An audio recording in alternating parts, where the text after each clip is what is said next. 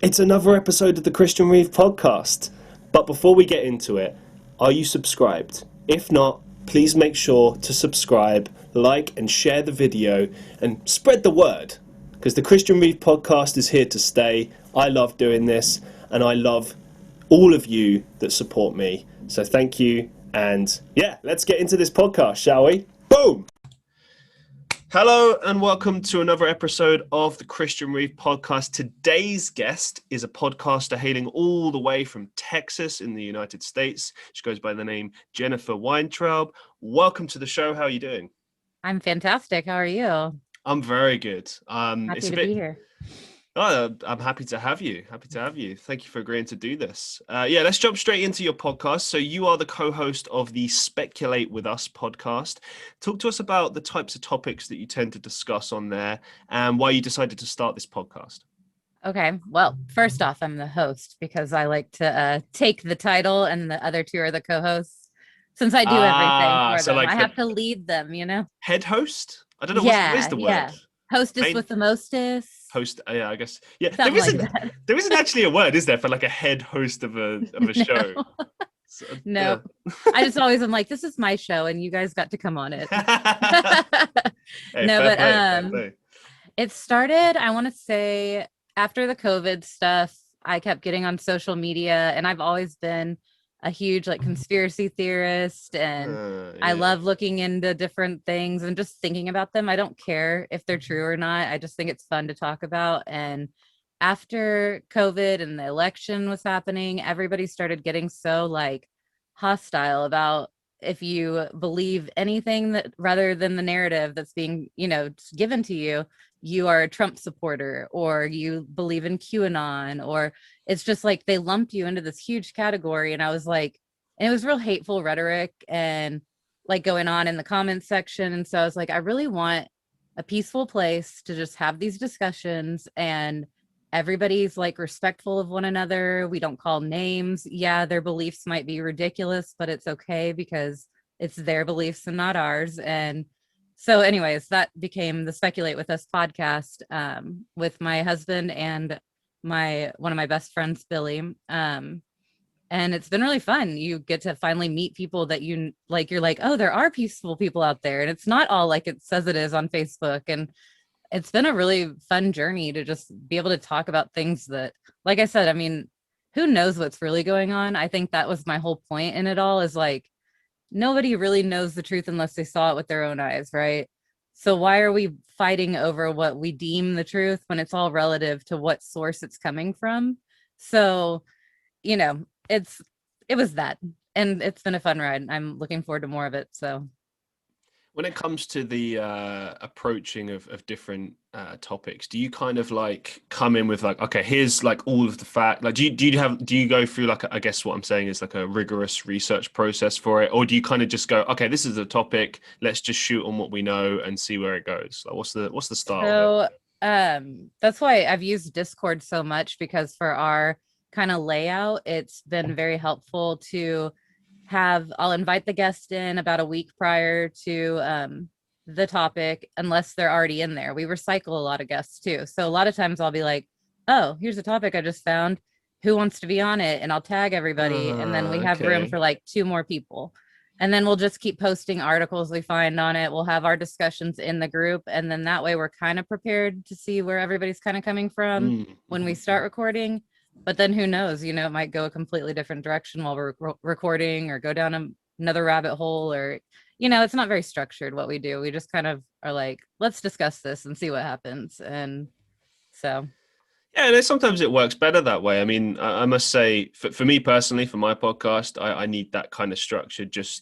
I think that's just how I work. I don't know. I've noticed it's the same across everything that I do. But I know many people, and I've interviewed people on the podcast before that have I guess, a less structured structure. But sometimes that is better, because, if you do have a really rigid structure, that can actually sometimes be to the detriment of the podcast. So yeah, I think it works for you guys. Sounds really cool. Who are some of your kind of more memorable guests that you've had on the show, and why was that the case?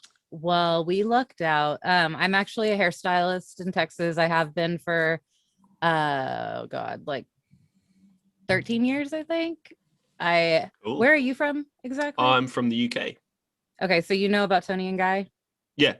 Okay, so I was trained with Tony and Guy for 10 years. I managed their salons and I was a hair cutter with them. Cool. And then I went out on my own and I started doing mobile hair. So I go to people's houses and they come to mine and I get to have all the money instead of Tony and Guy taking all of it. But how long does it actually take to become a hairstylist in America? So you go to hair school for, I want to say it was like 1,200 hours. So it's about a year if you go full time. Oh wow, okay. It's like 9 to 5. Do you have to go to like a specific college, or do you just do classes with a particular provider? Like how does that work? Yeah, there's different. So the one I went to is Ogle. Tony and Guy has their own school. Paul Mitchell has their own school. And really it's kind of like this contest of who has a better, education. But what it comes down to is all you're going to have to do is pass this lame ass test at the end of it. Yeah. And then you're going to have to go to a salon and get like trained and, all this other stuff. Or you're going to go to Supercuts, like a low end salon, and they're going to let you screw up a bunch of people's hair and you get paid $10 an hour for the rest of your life. It's up to you what you want to do. But Tony and Guy I went to Ogle and then I started with Tony and Guy while I was still in school and they trained me. Their training takes about a year too. So you're bringing in models and all that. And then from there you just build up. I think I started charging like $44 a haircut, and by the time I left I was at 80. So every year you go up $5. So that yeah. Okay, the reason I'm intrigued by it, well, I'm just intrigued in general. I guess I'm that sort of person. But not many people may know this, but my father is actually a barber. And so it's in the family business. Yes. So I have like a bit of a personal stake in this, let's say. And I always found like the concept very fascinating, particularly now, because I'm a sort of like a freelancer in the marketing field. And the way I look at hairstyling is that it's like this fantastic skill that you can literally just take anywhere in the world with you. Do you know what I mean? Mm-hmm. Like you go freelance with it. But what I'm particularly interested to know is like, can you operate in that manner, like a sort of a freelance, like, you go wherever you want and you do it that way? Or do you have to kind of be affiliated with like a particular brand? Like what are the kind of options in America as far as like cutting hair? I think that you could just freelance straight out of school if you wanted to, but I think that's very risky. Mm-hmm. And I would never advise to do that. But let's say for you've been in the field for some time, right? You built up a reputation, and obviously with hairdressing and barbership, it's very much a case of building like a client base, and yes, it's very much word of mouth. Like, oh, you got to have this hairstylist; she's great, and you refer each other, right? Right. So obviously over those years, like if you were to set up your own business now, you could be like, hey, I'm going to set up my own thing. And those clients would come over because they trust you and they would refer their friends to you and blah, blah, blah. So like, I completely agree with you. Yeah. If you're just getting out of college and doing it, that's the worst time to do it. Yeah. No, well, you need to meet people. Do you know what I mean? You need to network. Right. Yes. But like, would you recommend it now? Like having been in the industry for a while, do you think it's a viable thing? Oh yeah. I mean, that's what I eventually did, because it's like, how else you either move up and you make a company more money, or you keep moving up and you make yourself that money. And I realized that at Tony and Guy at the time, you could only do color or cut. I was still doing color on the side, but in the salon, I could only do cuts, but it was okay because it was like $80 every 45 minutes. However, wow, I wasn't using anything of theirs. It was my talent and my scissors that I bought and like a little bit of their hair product. And they were taking 50% of my cut, This is why I was like, I could literally leave and only take 50% of my clientele and make the same amount of money in my pocket and have a way less stressful life and be able to like stay with my kid at home.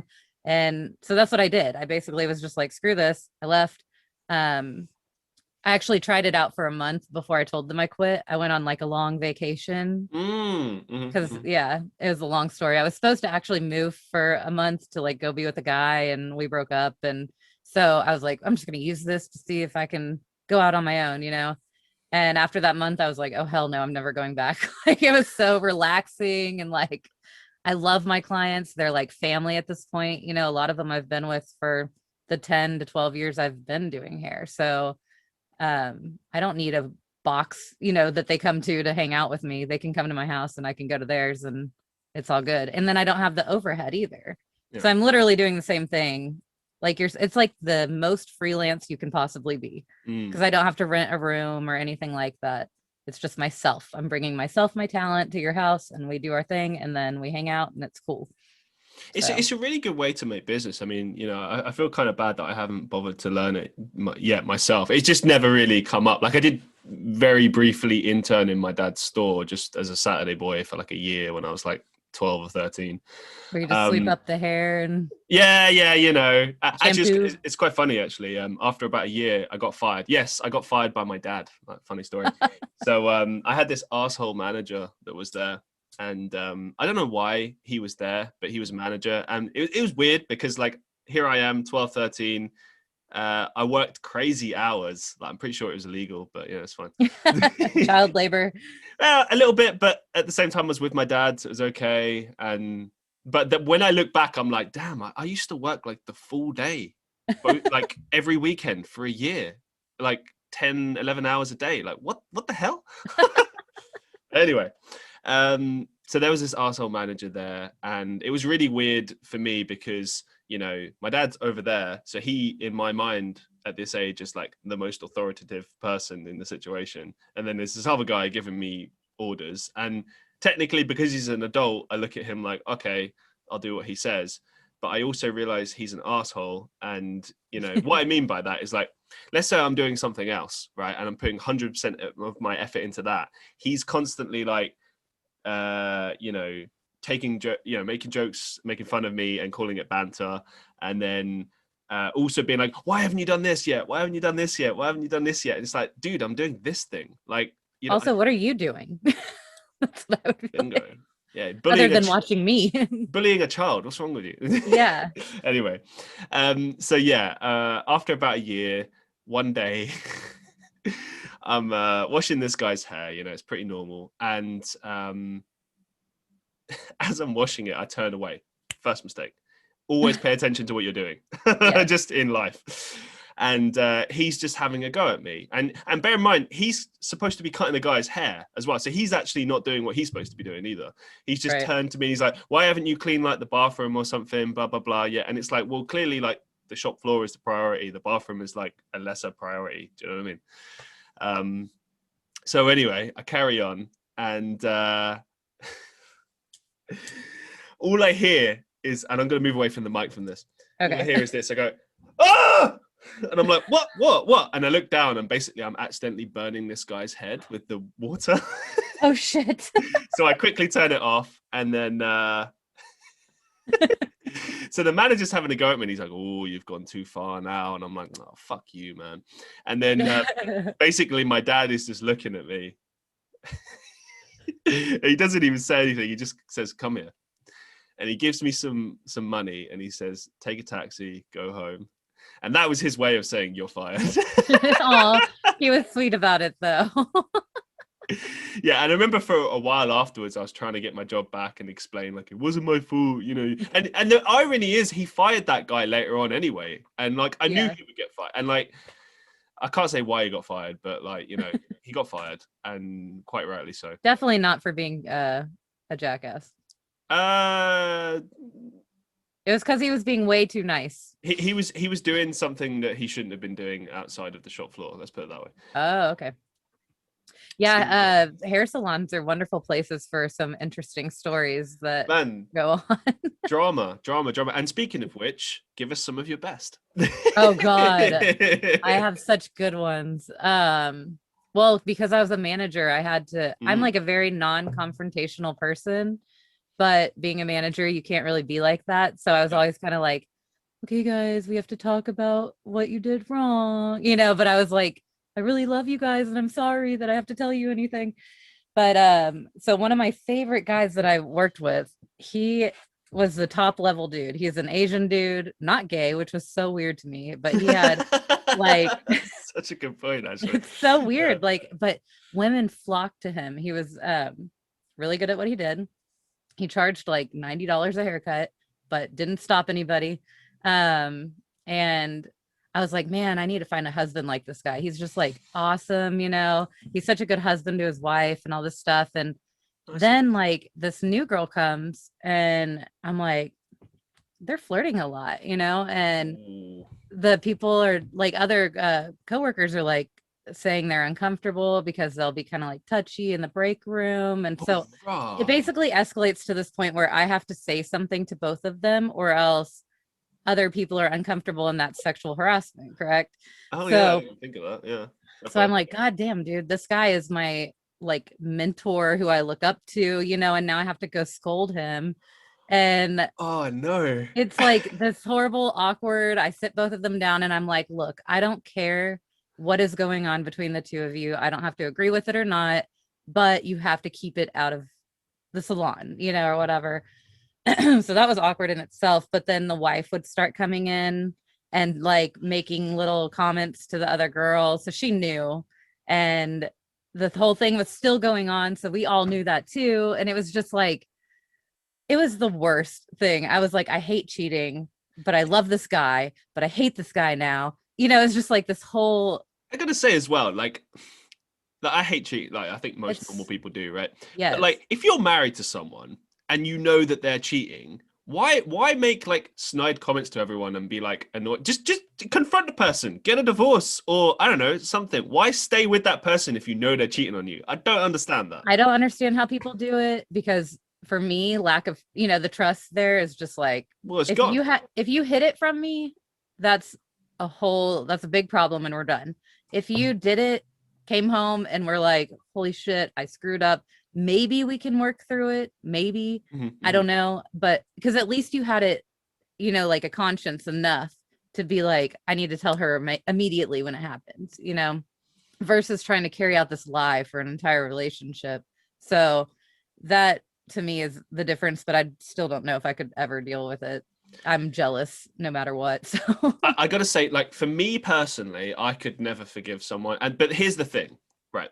If someone like one-off sleeps with someone, like one-off, right, I could forgive that person. I couldn't continue being with them, but I could forgive that because you know what? We're all human.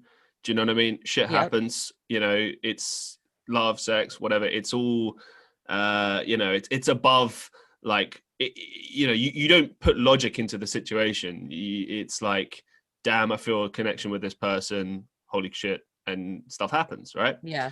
But here's the issue. I suppose it is about conscience for the most part. And if it's a long-term deal, if they're like regularly sleeping with someone, like I don't think I could ever forgive that. Like it's so disrespect. And it's like, do you know what? Like, and I've reasoned this as well, like in my mind in more recent years. The way I look at it is if I start like having feelings for other people, I don't think it's bad to have like an interest in other people, because like a lot of people forget that like when you get married, when you get in relationships and you fall in love, like your drive doesn't like turn off. You don't just stop fancying other people. And like, you know, I don't believe in that whole there's only one soulmate thing. There are many. Like you click with different people and like you can't, do you know, I've met people where, you know, I'm like, yeah, this will be perfect, but like she's married or I'm with someone or whatever. And it's like, you just move on. You just go, okay, cool to meet them. Nice to know that there's, you know,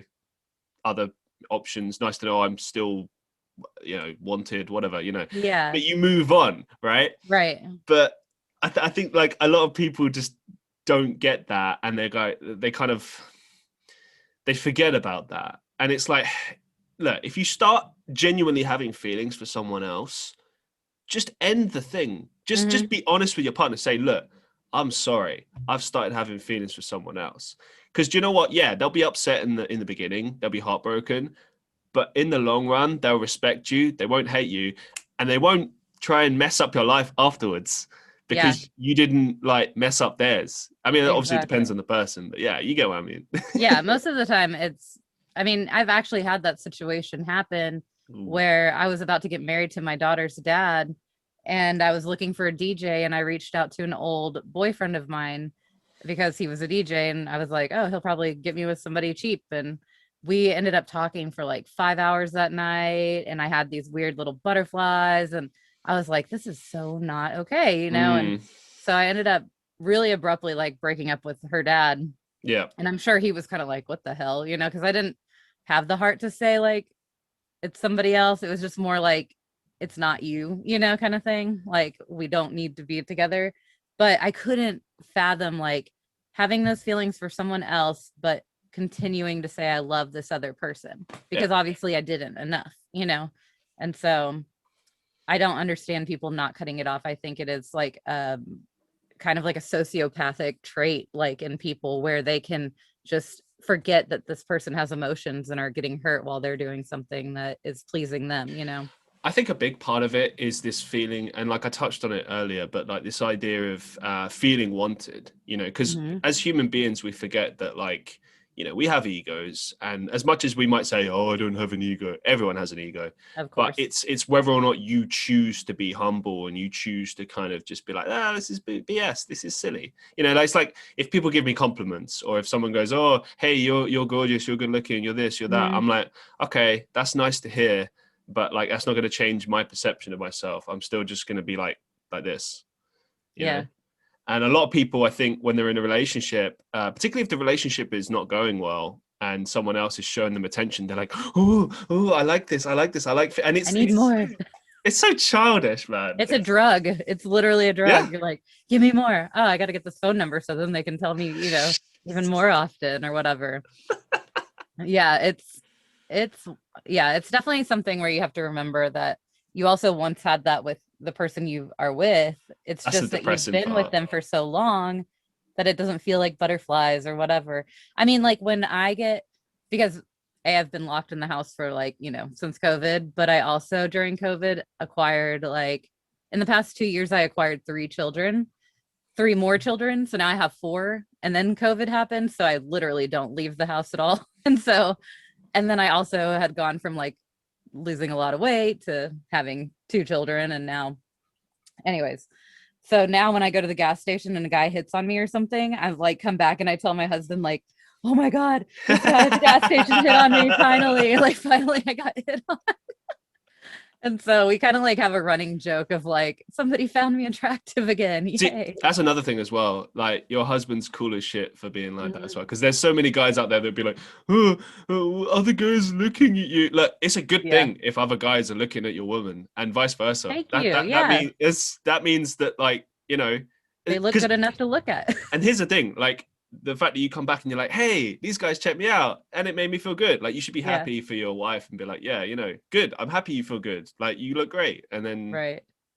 Yeah. But he's the first dude I've been with that could be like that. He's very like humble. And for me, it's like this thing I'm trying to teach myself to be more like him, because I'm like, a girl hearted one of your Facebook shits. Hold on. Now I got to go see her profile. How do you even know this person? What's her mutual friends? And like, I'm still like that. And he's like, what have I done to make you feel like that? And I always tell him, I'm like, it's not that you've done anything. It's literally that nobody has ever proven that that's not going to be the end of our relationship. Like, I've always been with a cheater. And so, definition of insanity is expecting something different than what you've always, seen. It's hard to give that up and like have full trust in somebody after things like that happen. I think, I'm going to state the obvious, so apologies, but like, obviously trust is the foundation of any relationship. And every time you enter one, you kind of got to just be like, even though I feel like I shouldn't trust anyone, I'm going to trust you, and just please don't break my heart. And it's like that, because this whole social media thing, like, like what I do. Okay, when I'm single, obviously, like right now, I talk to anyone I want all the time, do whatever I want, right? Right. When I'm in a relationship, I do, out of respect for the other person, I don't say anything about it, but I do kind of, I won't maybe go out and on a coffee date with another woman or something, because I just feel that that's inappropriate. And like, at the same time, I don't think there would be anything wrong with that, in the sense that like I could just sit platonically and have a coffee with another woman and it means nothing. But it's just like, because I would feel uncomfortable if the reverse was happening. Right. And I just feel like, what's the point? Like, why do that? And like, that's more the sort of thing I'd want to be doing with my significant other, not, you know, because it's quite an intimate thing. It is, yeah. But at the same time, if I'm out, you know, with friends, work people, I don't know, maybe I'm doing like a work project and there happens to be a woman there, you know, like I do acting, for example, right? So if the other person is a woman and I go to act with her, right, I don't expect my partner to be all jealous and funny. Right. I expect that they might say something, fair enough, but at the same time it's like, look, this is work. Do you know what I mean? Don't start creeping around and like peeking in. And that's the thing, like I personally need someone who, and this is something I've really paid attention to, like after having been single for God knows how long now. I think about this. I'm like, no, the next person, they got to trust me, because I can't deal with jealous types. I can't deal with that. Like, I remember I've dated people in the past where they just constantly were like, who's this girl? Why did you say this to this person? Blah, blah, blah. And it's like, look, I'm not a cheater. I'm not that type of person. Yeah. If you don't trust me, then that's your problem. You know, like either you trust me and we're together and we're a unit, or you don't trust me and we end this now. Like, I can't be dealing with just the jealous types, you know, and I understand this is a trait of people, but like, just keep that away from me, you know. Just that's my 2 cents on that. But no, I feel you. And I feel like it takes a long time, and maybe not for everybody, but for me, I mean, now I'm 33.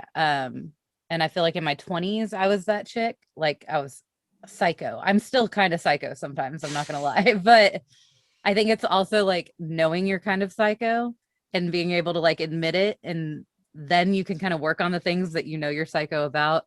And hopefully your significant other will like walk with you through that path of like, you know, taking that out of you. But if you're not worth it to begin with, then nobody's going to put that much effort into it. And so it's a trait that is not cute. It's ugly. I know that. And well, I think the difference with you though is that like you've at least kind of, you're like aware of it. You're like, oh, hey, this is something about me that I'm working on, and you're working on it. Right. And it's like, so I imagine every time you kind of get in that situation, you're probably like, all right, maybe I'm being a little bit crazy right now. Maybe I need to like roll this back a bit. Maybe I should just talk to my partner. This doesn't need to be a shouting argument. Yeah, this can be a conversation, you know, right, and stuff like that, you know. Like, don't build the scenario up in your head that he's doing all this stuff you haven't even, you know, proven yet, which is what, I don't know if it's a woman thing. I don't know, but it is so easy to just like see like, you guys, you look so cute or something, and take it to like a level of like they've slept together and now they're still talking or something. Like,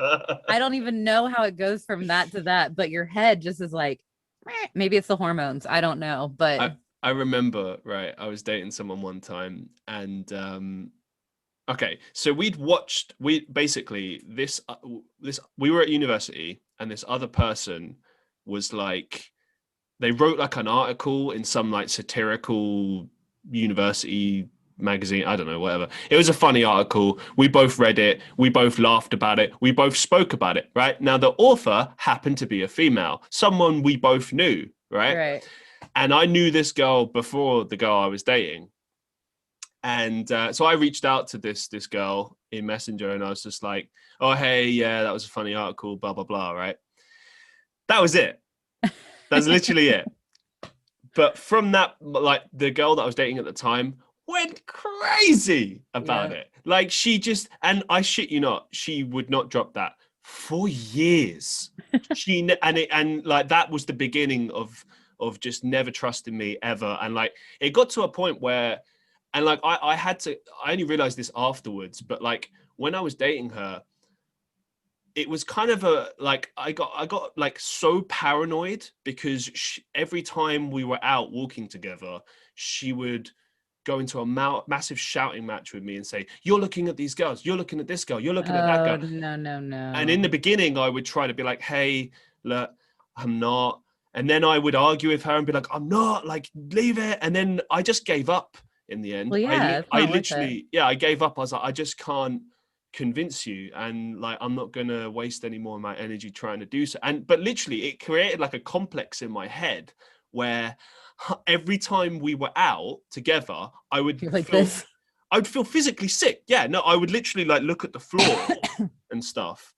And like, it's only like after having, you know, not been together for years and been single for years, that I've sort of sat back and like thought back to those days, and I'm like, damn, that was like really, really bad, you know, like really messed up. Like I can't be around that again, you know. No, one of my things was definitely like, because I always grew up being friends with guys. Like I didn't trust girls. Girls are mean, you know, I was heavier growing up. And so I had a lot of guy friends, not boyfriends, you know, and like every boyfriend I would get after high school, they'd be like, oh, not comfortable with my best friend. His name is Kevin. And we had like a little fling, and then we were like better as friends and always stayed friends after that. Yeah. But no guy could like handle me being friends with a guy that I had slept with before.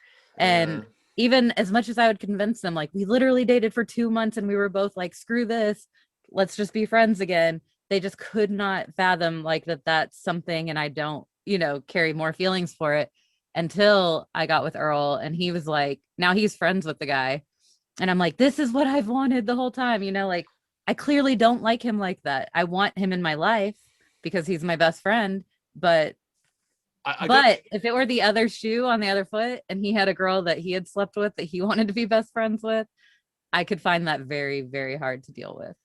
I can understand that feeling. Like I felt it before. You know, I'm not going to pretend like I'm this big mature guy. You know, I've been jealous before in the time. I've done silly, crazy stuff.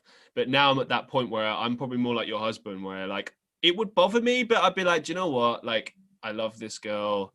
I'm just, you know, this is minor, whatever. And like, it comes back to that trust thing we were talking about. Like, can you trust your partner, you know, that there's never going to be anything with that other guy? Do you know what I mean? And it's like, particularly when you just make things logical and you're like, I'm going to trust this person and I'm going to leave it at that. I'm going to push this to one side. And if you look at the other variables, like, okay, so they had a fling when they were like 17 or whatever, like, do you know what I mean? Like, who cares? Who didn't? I mean, honestly, like... yeah, exactly. I mean, trust is, I would say, the most important thing in a relationship above all else. 100%. If you can't do that, then you don't have a relationship. Simple. That's what I've always said, is like, and I tell my kids too, I'm like, you cannot grow up and be a liar, period. Like you just can't do it, because I'm your mom. And if I taught you that's okay, I could not live with myself, because it's just a trait that is so unforgivable to me. Like, to be just a consistent liar, nobody trusts you, and your life is going to suck. You're going to be alone for a long, long time, because nobody wants that in their life, you know, and trust is built on honesty. And so if you can't be honest with the person you're with, what's the point, you know? But yeah, the thing about lying as well is that, like, yeah, because I learned this, like I'm a the sort of person that has like very strong, I suppose, like morals in my life. Ever since I was very young, you know, I really kind of knew the difference between right and wrong. And what I mean by that is that, like, my conscience sits heavy on my shoulders. So if I've done something wrong, and I've done some bad stuff in my life, you know, nothing too crazy, but, you know, stuff where I'm like, I regret it. And I'm like, I shouldn't have done that. And I always remember the feeling I had at the time was like, this is wrong. What I'm doing right now is wrong. And this will sit on my conscience. And I'm so happy to say that in the last, I'd say ever since I was like a teenager or whatever, I stopped lying. I just did not lie anymore. And I felt like this freedom. And I'm like, this is nice. This is what, like, it must feel like to be a good person and not be a liar. Like, because the thing is, it's like the classic spider analogy. You know, you build a web of lies and then you get caught out. You forget the lies that you've made because you lie so much. This is what compulsive liars are like. Yeah, they forget. And then because they lie so much, they forget themselves what is the truth. They don't know anymore because they're just almost they're blurring the lines between what is real and what is fake. And it's really messed up. And I think it always comes down to laziness. You know, it's much easier to lie and then just whatever, get it out of the way, right? But like, the worst thing that will happen if you tell the truth is that you upset someone, right? But they'll always respect you for having told the truth. Right. You know what I mean? And if you tell the truth, it means that people can trust you. It means that people can rely on you. It makes your life easier, you know. It builds relationships. Yeah, like it's just good all around. Like, and I've always found that generally speaking, the harder path in life, it always tends to work out in terms of generating the best value for you. Do you know what I mean? If you take the easy path in life, like, it's short-term gains but long-term losses, and vice versa for, you know, it's, you got to put the work in, you got to not lie, just tell the truth.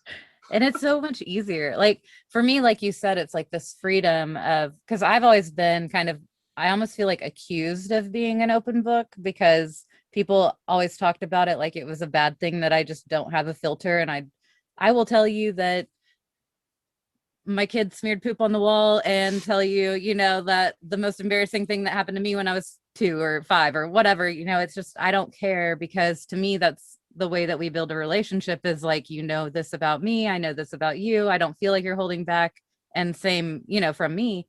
And so I felt like I was being accused of being, you know, open for a long time. And finally I'm like, maybe your guys are the ones with the problem of not being open, you know, because for me, I've built relationships for 10 plus years. I have friends from kindergarten, you know, and stuff like that. Whereas I see people that have no relationships that last that long, that aren't open with people or are embarrassed of things. And I was raised honestly in a home where they're like, don't let the neighbors know kind of people, you know? Yeah. And to me, I'm just like, fuck that. We're going to let everybody know about our, you know, because everybody's human. We all have mistakes. We all do weird stuff. And like, the more you keep that to yourself, the more alone everybody feels, instead of letting it out and somebody else being like, oh crap, I do that. That's weird, but at least I'm not the only one, you know, or whatever. And so I think that's part of like our problem as society too, is just this whole, like, I want to look good to everybody else. And now, Bingo. especially being locked in our houses, we can do that. Like on Facebook, we can build this little perfect creation, while in our home, it's also like just, you know, crumbling down around us. And so I think, I don't know about you, but podcasting for me has changed that, because I've gotten to meet people, even being locked up, we're still like socializing and not alone, you know? Yeah, no, I completely agree with you. I think the biggest thing that I enjoy about podcasting is just meeting people from around the world, learning things from different people. Helps change my perspective on life, helps me to grow. You know, I gain a lot from it. I enjoy it, first and foremost. But yeah, man, I could talk to you all day. There's so many things right there. Like, for example, what you were saying with, you know, giving information to people. Like, I'm very, and I've learned this as I've been growing up. I think this is something I've just learned in my 20s, but like, if you meet those people that like are asking you a lot of questions, but they never talk about themselves, I run for the hills with that. I don't, because I'm like, it takes a lot for me to trust people. And that's not to say that like I'm an untrusting person, but it's like, you know, I'll be open about things I'm comfortable being open with. Obviously, I have YouTube, I do podcasting, like I share a lot of my life, but there's a lot of stuff I don't share, that only very few people on this earth actually know. And that's because of experience. It's because things have been used against me. And, you know, I think you get a vibe. Like, a lot of people in life don't trust their intuition, and you absolutely should. If you get a gut feeling, trust your gut feeling, because if that person is up to no good, or if they're someone that's going to screw you over, your gut will probably tell you before, you know, the facts of the situation tell you. You know, it's like, for example, I was watching, this is really off topic, but screw it. I don't know. I'm having fun here. Yes. So I was watching a documentary the other day about this major fraud that happened in the UK. So we also have Who Wants to Be a Millionaire, like UK version. And it was very popular in the early 2000s. Right. And one of the winners was a guy called Major Ingram, or Charles Ingram, something like that. Oh, yeah. You know about that? Okay. Cool. I've heard of him. So those who don't know, there was a guy who basically went on to the program and got up to $1 million, but basically he scammed it. He committed fraud, hence major fraud. And the way that he did this, which actually is kind of clever, but also kind of stupid, is that basically he was obviously in the chair. There was his wife in the audience, and then there was another contestant who was sitting in the closest row, I guess, to the main stage. And they devised a system where basically the contestant would cough every time the answer.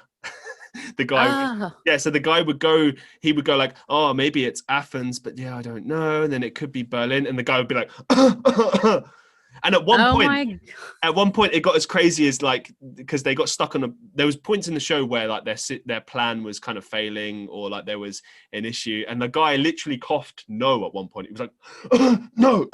Oh my God. It was ridiculous. But anyway, the reason that I bring this up, and I really recommend that everyone goes out and checks this documentary out because it's just fascinating. The reason I brought this up is that when you watch the documentary and you talk, you listen to all the producers and the floor managers and the people talking about what it was like that day. At the very beginning of the show, they knew something was wrong, but before they even knew about the coughing thing or anything, they just had a vibe. They had a feeling something was off. And that is what I'm talking about. This idea that you can kind of feel that there's a problem, like, I don't know, a fluctuation in the energy of the room, a bad vibe. You know, this is the reason that sometimes when someone walks in a room and the energy changes, that's why, because we as humans tap into that. We know, we can feel it. You know what I mean? It's like, that's why people say, oh, I got a bad vibe from him. It's not just a random thing that people make up. It's a legitimate thing. You can tell someone's going to try and screw you over. You can feel it. Yep. It's like literally ingrained in us. So follow it. Yeah. And I got to say, like, ever since I've tapped into that and I've just opened myself up to that, it's really helped me with friendships, relationships, steering away from the wrong people, you know. But I am a bit of a lone wolf these days.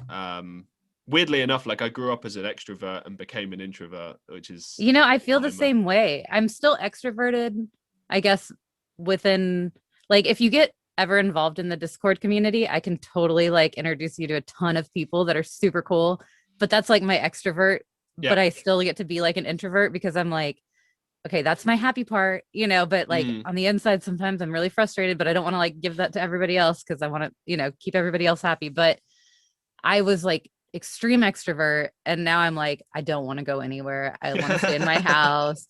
And I know it's because I like also I'm like, I'm not taking 4 kids anywhere in this world because they act a fool right now and they don't listen to me. But I'm the same. Yeah, I became an introvert kind of, but it's like the extrovert is still trying to like burst out of me all the time. And I think that's also podcasting has done, is allowed my extrovert to get out, and then I can go back and be normal and do my normal stuff or whatever. Let's bring it back to podcasting. Yeah. No, it's just sometimes like I'll have a guest on the show and we go off on so many tangents, but it's so fun. You got to indulge it. A little bit. You got to. Oh, I love going off on tangents. It's hard for me to stay on one topic, actually. Now, one of the questions I asked you before we went off on our massive tangent was, who are some of the most memorable guests you've had on the show? So tell us more about that. I totally forgot. That's why I started talking about being a hairstylist. As I was telling that story, I was like, what was this question? That was my fault, because I knew that you brought up that story because you were leading into it. But then I was like, do you know what? I'll just ask her about this because this is fun. Let's see what. No, I'm glad you did, because I was about to be like, what was the original question? I did that so much on a show I was on earlier, and I'm like, I'm so ADD and need to stop. I need to start writing people, things down when people ask. So because I was a hairdresser, I met a client that, she became my OBGYN. So she delivered my last 2 kids, which was pretty crazy. And then we had recorded our first episode, and it was around the debates between Trump and Biden. Oh, wow. So it was the first debate. And for some reason that episode got into talking about the George Floyd stuff. But it was like 4 white people we're all 4 white people talking about it. And Billy, my co-host, had said something that was kind of like controversial. And I was like, okay, let's stop it here. And I'm going to go find someone of color that can be on our next episode but I wanted them to be of color and able to represent that, well, not like, not, I don't know how to make it sound like good, but I didn't want it to be like what a racist person would stereotype a person of color as. I wanted it to be somebody that was a person of color that had a lot of knowledge of the history behind why they were fighting the BLM stuff and what happened with George Floyd, and could represent that and give it a good platform. So I had asked my OB my client Marcia, if she wanted to be on, and she was like, "Oh no, I have a speech impediment and and I don't want to do it." And I'm like, "No, you don't, but okay." And she goes, "Why don't you ask my sister, who I also used to cut her hair, but she moved to California." So I asked her, and she's like, "I can't do it that night, but ask my other sister, Lorna." And I was like, how big is this okay. family? Like, Yeah, I know. They're big. They're from the islands. Oh yeah, man, love island people. Yes, like St. Thomas or something like that. But so Lorna is a writer, and she's a writer in California, in LA. She wrote for Get 'Em to the Greek, for Dexter. She was working on the show All American, which just got put on Netflix, and her husband her and her husband are in Canada right now because he's shooting, I think he produces the new Star Trek show. And so, yeah, I was like, oh shit, oh my God. Cool. I've never met this person, but I've heard all about her, and I'm like, oh my God. So I just started texting her. She's like the most real person I've ever. She was like, "Well, I'm not doing anything now if you guys want to jump on." And I'm like, oh shit, oh my God, okay. And we had I think we had 2 or 3 episodes with her on it, because every time she would get on, it'd be 2 to 3 hours of us just getting into it. And I was like, "Are you sure you don't want to be a co-host on this show? Because you are so amazing." And I was just like, she was so cool. And she would talk about stars that you've seen, on TV forever, that she's actually met in real life. And I was just like, ah. So that was really neat. And she was just so humble that it made it even neater. That, I would say, was probably my favorite big person we had on. And that kind of big but small, because nobody really thinks about the writers and producers more, but I feel like the writers kind of get they don't get a whole lot of credit, and definitely not a fan base, I don't feel like. So, and then the second biggest, I would say, is recently we had Lindsey Graham from the Wondery podcast, American Scandal, The Mysterious Mr. Epstein. He's did Wicked Elections, and now he's doing something else. He's big. I mean, he had posted on Reddit an Ask Me Anything post or whatever in one of the podcast things, and he's like, 99 million plus downloads, Ask Me Anything. And I was like, oh hell yeah, I'm gonna go on here and just see and he ended up being pretty cool. It was weird to have him on because he's very much, to me, he represents a brand, right? So he can't speculate a lot on things that mainstream media would deem controversial, right? So he was kind of having mainstream media there. Yeah. Which, whatever. I mean, we always need the thing to go against what we're, talking about. But I was like, man, I just want you to let loose and do a what if with me. Just do a what if, and nobody's listening, But I know that he, has, like I said, reputation, uphold. And so we did an episode on is hate crime legislation legal? And obviously his stance was, of course it is, and it's necessary. Whereas we were debating whether it goes against free speech and stuff like that, when, you can't really prove a thought is a certain way or not, So it was a good episode, but I would say Lorna was my favorite, and I look forward to obviously getting more people on, but I kind of like meeting the real people and recycling guests. We have a lot that just will come on a couple times, different topics and stuff, and they enjoy it. And to me, that's like having a client with hairdressing, where I'm actually getting to repeat see them, and we keep getting to know each other. So that's what I've really liked about the community. I wish that the bigger people would come on again and again, but I know they have busy lives, and my 50 listeners don't matter. Community always matters. The community are the people. the thing that bothers me, a lot of people ask me, like, how many subscribers do you have on YouTube? How many people are listening? This one bothers me. Who's the biggest person that's ever been? Who's the most famous person? Okay, yeah, I haven't had any celebrities. I haven't had any big personalities, but you know what? Like, I've had some excellent episodes and great conversations with people. And you know what? It's not about who's the most, because even if I would have celebrities on the show, that doesn't guarantee that the conversations are going to be good.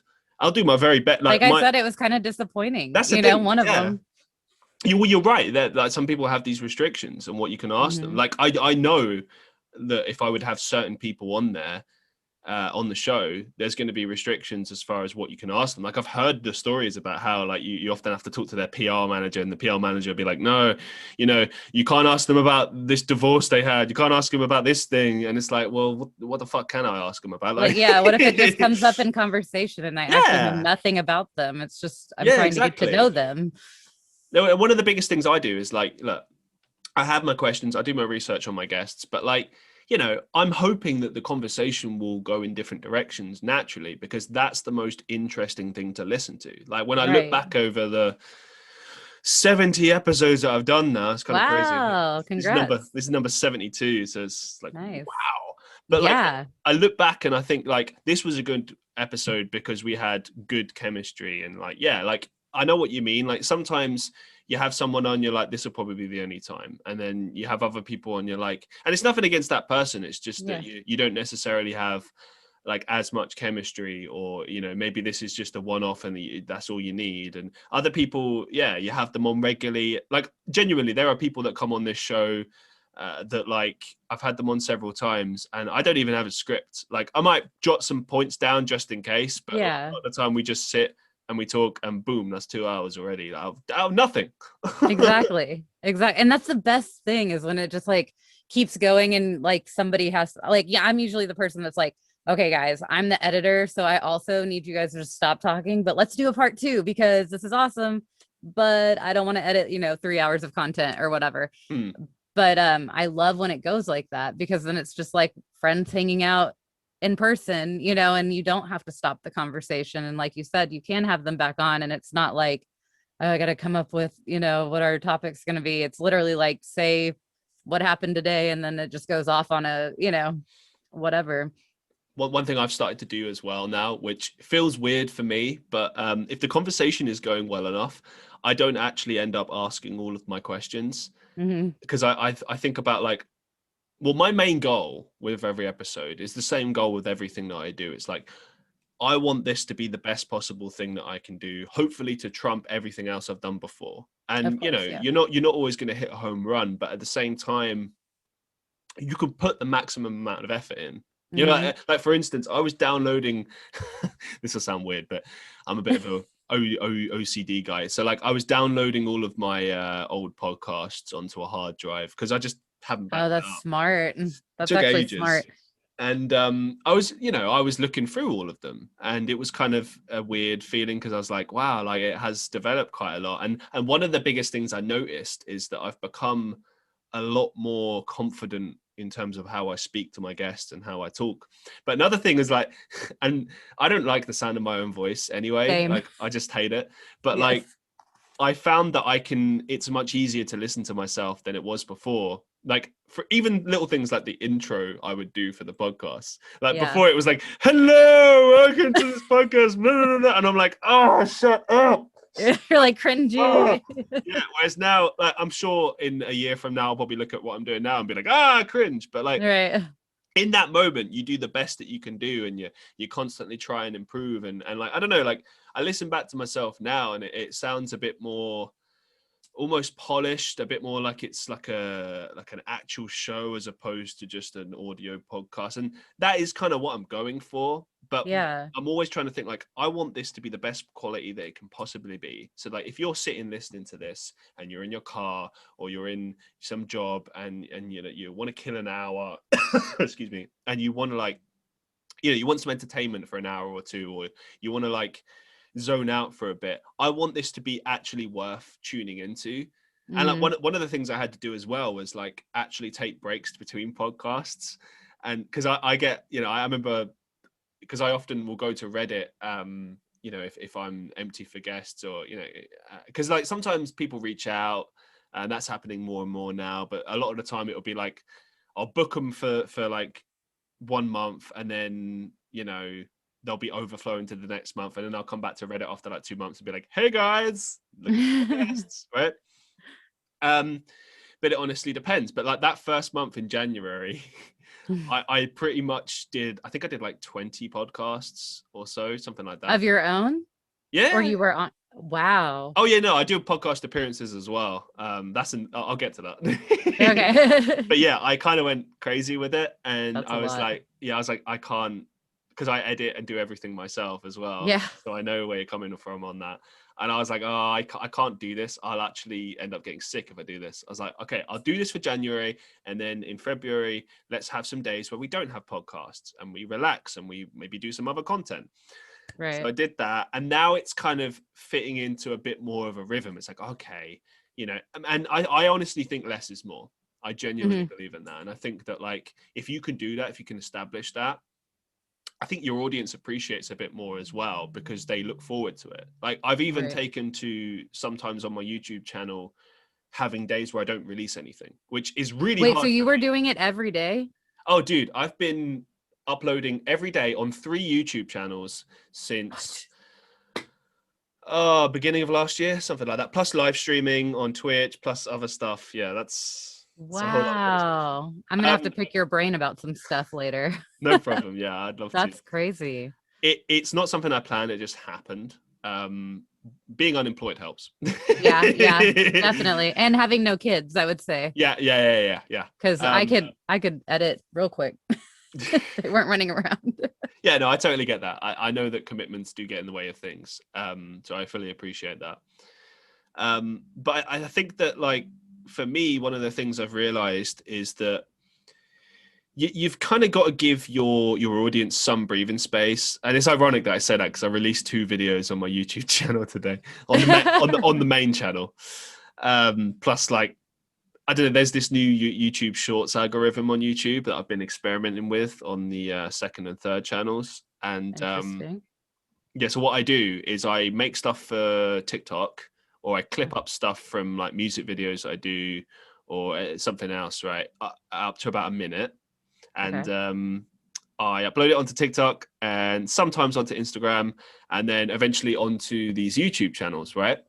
And it's been smashing it. The views have been coming in, the subscriber count's gone up and everything. So there's something to this YouTube Shorts algorithm. And is it just like the stories and stuff on Instagram? I feel like I've seen something. No, YouTube Shorts is totally different. I think I mentioned it on the podcast before, but if not, basically what it is, I even did a YouTube video about it, actually. Oh, I'll have to go look. Check out my content. I'm great. I have so much. No, I'm just kidding. Basically what it is it's a separate YouTube algorithm, and it's something they're trying to push, because obviously every platform has their own equivalent, you know. So Instagram has Reels. Does Facebook? No, Facebook doesn't have anything. Well, they have a story. Facebook has stories. Yeah, but that's basically just copy from Instagram. And if you can connect them, and it's like, for instance, mine is connected. So if I upload onto Instagram, it will post automatically on Facebook. And like, I just don't care about Facebook stories, because screw Facebook. Yeah. But at the same time, this Shorts thing is interesting because it's completely different, and YouTube's never really done this before. You know, they've constantly changed what they favor. Like for a very long time, it's been, hey, your videos need to be 10 minutes for ad sponsors. You know, that's the optimum time, because then we can put all these ads throughout it. So that's what you should aim for. But now they're doing this separate thing, and there's not actually that many people doing it. Okay. Interesting enough, because I started uploading, and I just curiously looked at the hashtag, and there was only like 900,000 videos or something like that, or 900,000 posts at the time. And I was like, that seems remarkably low. Yeah. For YouTube. And it's like, maybe, and I think this has only been around since like September. And I've discovered a few things. So, and I can't speak for everyone here, but what I've discovered in my personal experiments is that music does well if it's covers. Originals, just no one cares. But covers do well. Skits, and comedy stuff is like hit or miss. My stuff is beginning to pick up, the skits is beginning to pick up stuff. I'll know more in the next couple of days, but it's kind of like really hit and miss. I really can't give an exact on that. Podcast clips generally do very, very well. But again, hit and miss. Yeah. And what's the other thing that works? Oh yeah, gaming. Did I say gaming? I think I said gaming. Gaming clips do well. So I've seen like a lot of people do like YouTube, like GTA shorts. So it'd be like 20-30 seconds of like, if you drive in the car with Michael up to the house and do this is what happens. And then the clip ends. And I'm like, when I first saw that, I was like, oh, that's a bit weird that it's only 30 seconds. But I guess it's kind of cool because it's just like a short thing. Didn't realize that it's a separate thing that people are doing on purpose to get loads of views. So to give you an example, on the second channel, my goal was to get like 100 subscribers this year or something, right? And I started the year with 69, nice, or 70. And it's gone from like 69 or 70 up to close to 100 now. And that's in the space of like a week or so. Wow. So there's something to this shorts algorithm thing. But you know, it's just a testing thing. Like my approach in general with content creating is to just test everything, just try, you know what I mean? Like I used to be really lazy about these things and be like, oh, I don't want to spend the time doing the thumbnails and I don't want to spend the time doing this, and screw that mentality. Just do it, do the work and see what happens. Yeah. No, I agree. I think I see a lot of well, I know people too that produce content where they don't edit at all. Mm-hmm. They just scrub the audio and they put it out there. And it's like, to me, that gives me so much anxiety because the way I was taught, like I was taught by my husband who makes music as well. And he taught me on Fruity Loops. I don't know if you know that program, but it's like, it makes you can be OCD as crap on that. Like it is so crazy. And then I switched to Audacity, which is so much easier, but to not edit something makes me like have this like, because I feel like maybe like if you had Patreons or something like that, they could get the uncensored, like y'all went off on a tangent kind of thing. But if somebody is there to actually have the content that's labeled, you know, the title says you're going to talk about this, and then you go off on a tangent and then you come back. It's like you have to expect them to stay through the tangent and then hope that you come back to the material. I don't know. Not editing just freaks me out, but I saw a lot of people saying they don't edit, they don't listen to their own stuff, you know, and I'm like, how can you do that? Because don't you want to put the most into your work to be able to, you know, how are you going to grab people? I'm actually one of those people that doesn't generally tend to edit, so this is going to be interesting. Okay. I do it by choice, but here's the thing. One of the things you mentioned is, it's probably difficult to expect people to stick with the video when you're not getting straight to the point. I absolutely agree. So what I did, for example, I do like vlog style videos a lot of the time where I just talk to the camera about a subject, right? And in the beginning, I remember getting hate comments sometimes where people were like, dude, it took you like 4 minutes to get to the point. I wish they would have put 4 minutes would be good. Yeah. And generally I do like 10-minute videos, 11-minute videos, sometimes longer, right? So I was like, okay, that's a fair criticism. Like, screw that guy, but fair criticism. Just because of the way they put it, you know? If people are respectful, hey, great, thank you. If you're not respectful, whatever. So I was like, okay, no, I'll use that. I'll start getting to the point quicker, and I'll try not to go off on tangents too much unless it's like the podcast. But even if it's the podcast, what I do is I allow the tangent and then bring it back. So you noticed I asked you the question about the podcast guests again, because I knew that there would be people listening going, you know, he started the question, but then we never got back to it. Well, we did get back to it. So I was paying attention.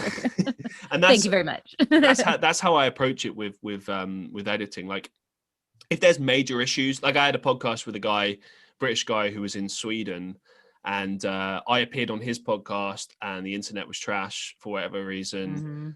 I think it was on his side, and the same issue occurred when he was on my podcast, which meant that I had to do tons of editing. And I didn't, I think I edited for like 4 hours, maybe 5 hours to fix it. And even then I didn't get all of them out. but I put it together as best I could, and it was mostly that thing where it like stops and goes the robot voice. Yeah. And so I did 5 hours of just editing all that crap out, and then I had to do the clipping afterwards for my podcast clips channel, and it's like, but you have to do it. If you don't do it, you've just got like an hour or two of just that crap. And I would say that's quite unprofessional to release a video in that way. Now, if you're talking just general editing with YouTube videos, like what I mentioned before, these kind of storytelling type vlogs, right? As long as you don't have too much and ahhing and stuff like that, then it's okay. And that's a reason that I don't really edit my videos, is because I just talk continuously for 10 minutes. I don't know. I have this gift that I'm able to do that. But I understand that not a lot of people have the ability to do that. I know that it's difficult. And in the very beginning, I was guilty of that too. So I'm just very conscientious of that. Like if I ever do just stumble for ages, then I will obviously cut that out. But for the most part, I don't ever need to. And it's lucky, but I think that that's the approach you have to go for, is like, okay, if I can make my video succinct, I can have a rough, like I do the wrestling promo style. So what I mean by that is go out, have bullet points, get to the point, A, B, C, done. Right. Gotcha. And if you go off on a tangent, that's okay. You go and you bring it back to C, and you do it like that. Right. But you at least have a little bit of research, a little bit of planning. So like today, for instance, I released a video on why I'm never going to get married. Right. And I thought, okay, maybe I can write down all the points about what I'm going to cover. And then I thought, do you know what? I think I've got this. I think I know what I'm going to say. So I'm just going to go for it. And in the end, it was okay. I went from point to point in my mind, and I was able to do the video, right? But that was lucky. Normally, I wouldn't do that. Normally, I would write down at least like 5 bullet points if it's one of those types of videos, and go for it. I think it really depends on the video. I think it depends, because I would say like editing for one person or 2 people, to me, I think I could get away with maybe not editing as much. However, we tend to have at least, obviously we have 3 because there's us, but we will always have at least 1 other guest, and sometimes 2. And we've even had up to like 6 people on the podcast total. Wow. And so with that, and the lag in internet, sometimes people are talking over each other, and it's just like, if I didn't edit, it would be mush, and so I know like I have to. And I guess maybe because I have so much now, I'm like, oh, this person, has a space between their words too much. So now I have to like mush all their words together because he talks so slow that it's not going to keep anybody's attention, or whatever. Like my dad, actually, I convinced my dad and his good friend that had always been on our podcast as guests. They have a really funny rhetoric where they're just like old men that just like, the one picks on my dad all the time. And I'm like, you guys need your own show because it's hilarious. They're just 2 old dudes that like get on each other's nerves, but they're friends, And, but his friend talks like a super stoner, but like spaces and spaces and spaces between, I swear it's like every single word has like a good space between it. And I'm like, I go through and I cut out like lots of spaces. He'll also do the thing where he's like the and I'm like, oh, gotta go cut the 4 thes out. Yeah. And I'm like, why can't I just let it be that? Because if they ever meet him in person, he's gonna talk like that. But to me, I'm like, I don't want to hear that. Job though. Yeah, that would be annoying to listen to. It's like, get to the point, man. Say what you're gonna say. Now I don't want to hear the 5 times.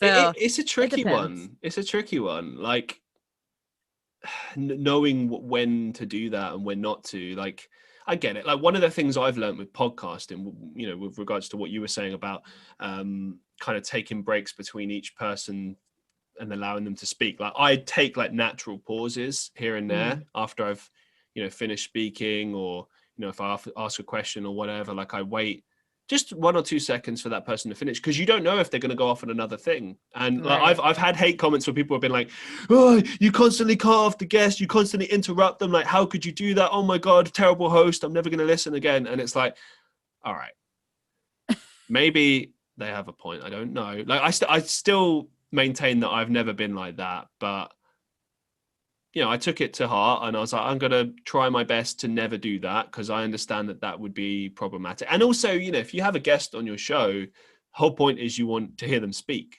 Of course. Yeah.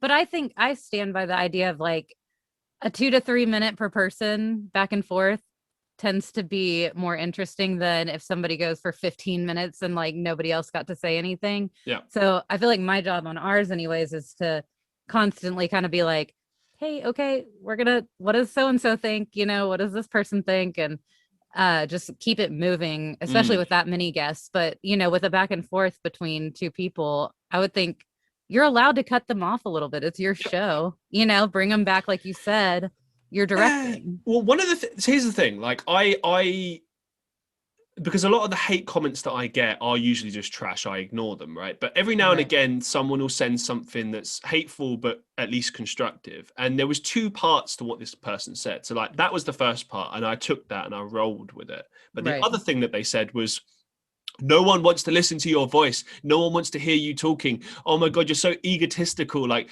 shut up. And I was thinking, it's my show. Like, yeah, why don't you shut up? It's like, if I want to talk on my show, I'm gonna talk. Of course. You know what I mean? Like, it's first and foremost, it's, at least when I'm doing these interviews, it is about my guest. It's about interviewing my guest and letting them speak and blah blah blah. But if I want to make a point, if I want to share a story, like, it's a conversation. I want to talk to that person and share that story with that person. So yeah, you're allowed. It's just like if you were across the table at a lunch or something, like you would still be like, oh, on that note, let me, or whatever, like, and so maybe it's seen as cutting it off, but not really. It's just keeping the conversation flowing. I don't see it like that, but hey, I'm impressed that you get hate mail at all, because oh dude, I'm like so bring much. the hate, bring the anything. I would just love feedback at all, and I think when you first start out, there's like such a lack of that, unless you really target somebody and say, hey, listen to this and tell me what you think. It's hard to get people to give you that like hardcore, like, tell me what I'm doing wrong. Easiest way is to just, well, for one, just do this for a while and it'll happen. Yeah. I don't know, for me, I've just been lucky. I've had it since day one. TikTok, that place is a hellhole. You get plenty of hate there. Yeah.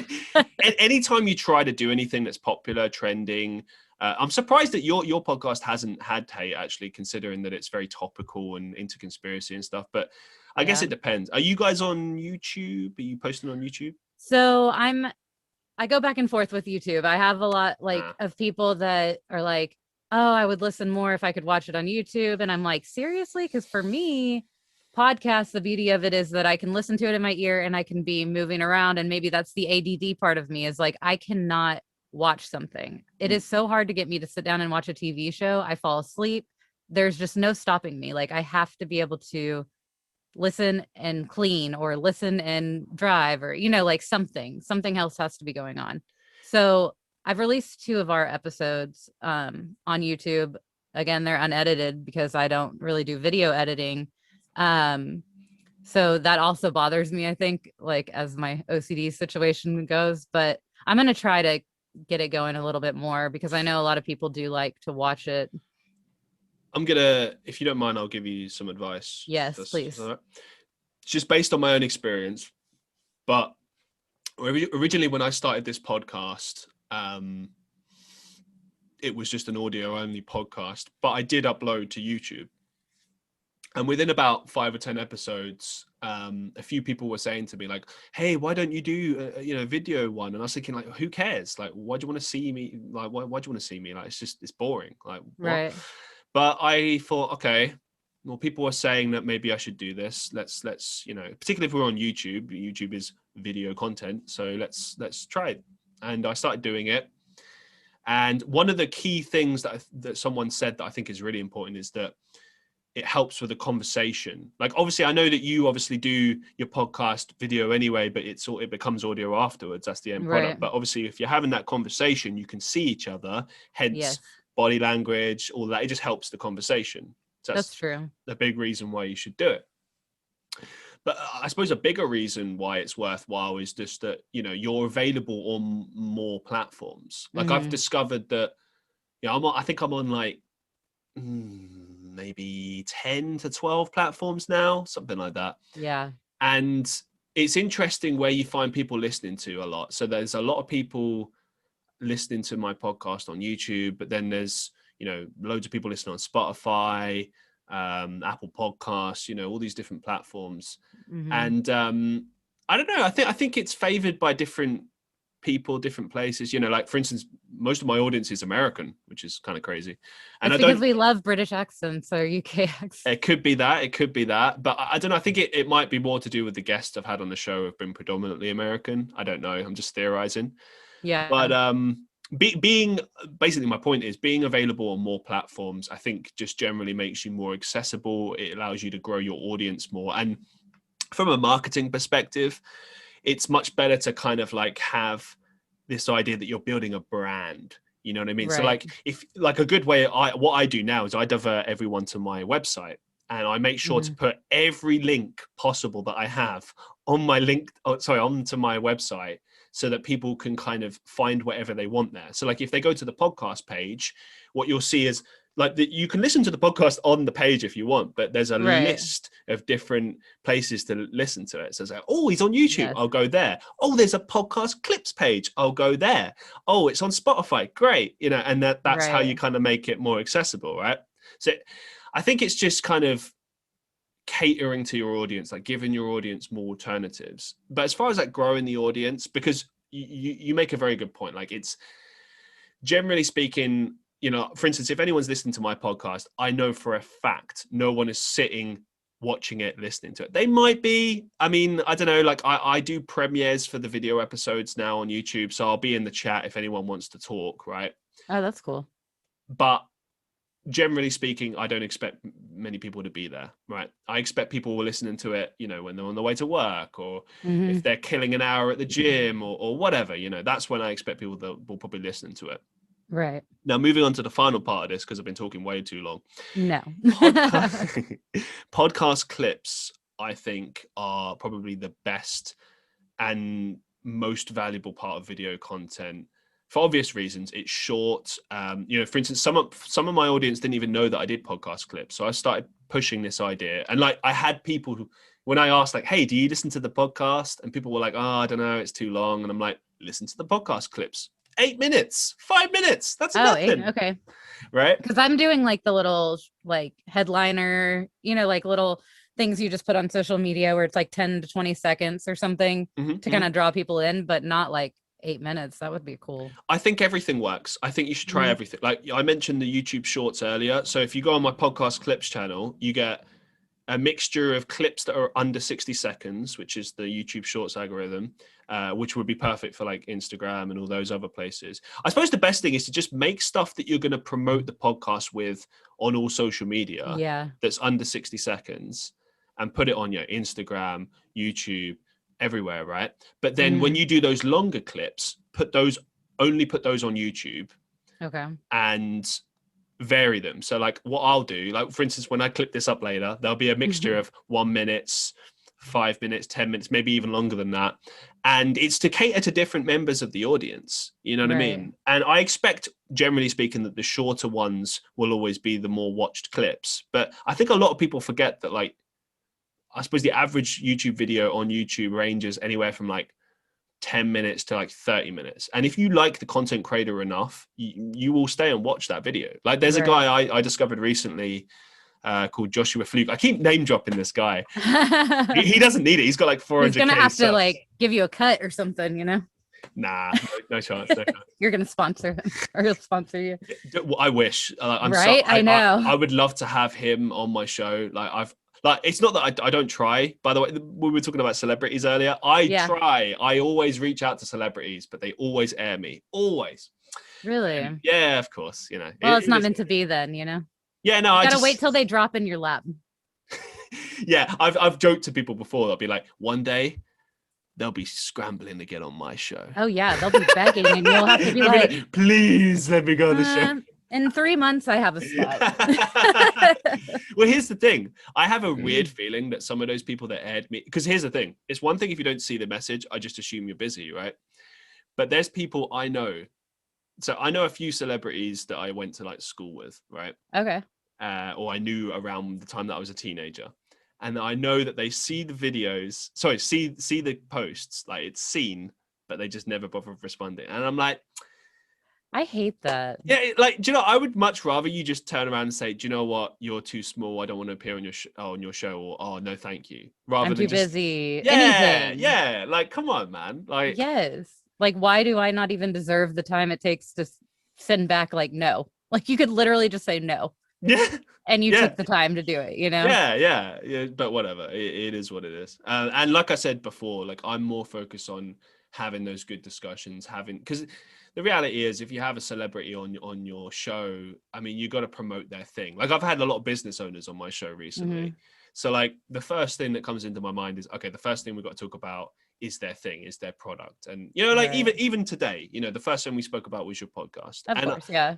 Obviously, you know, I'm not under any illusion, you know, if you come on my show, you want to promote your stuff. That's great, right? I do the same when I'm on other people's shows. Of course, yeah. The difference for me is that because I'm plugged into content creator mode all the time, I'm always thinking like, I need to make this entertaining. So even if I'm on someone else's show, this needs to be a good conversation that people enjoy. So that when they listen to it, they'll think, hey, you know what? I like that weird British guy. I think I'll go listen to his stuff. Exactly. Rather than just being like, hey, come subscribe. Hey, listen to my stuff. Like, I can't tell you how many people reach out to me and just go and just send me links. Like, hey, listen to this. Hey, do this. It's like, hey, fuck off. Like, I'm exactly. not gonna do that. Like, you don't even know me. Like, that's the thing. I was in a lot of those Facebook groups that are like people constantly going like sub for sub, listen for listen, feedback for feedback, rating for rating. And I'm like, okay, yeah, it pumps your numbers for like that second, but they all go and unsubscribe. They never listen to your entire thing. They're not repeat listeners. You're not organically growing. You're literally just doing something that is satisfying to you at the moment because you're seeing your numbers go up. But when you release your next episode, you're not going to see anything from that because you didn't go on and what I like to call whore yourself out on these podcast pages.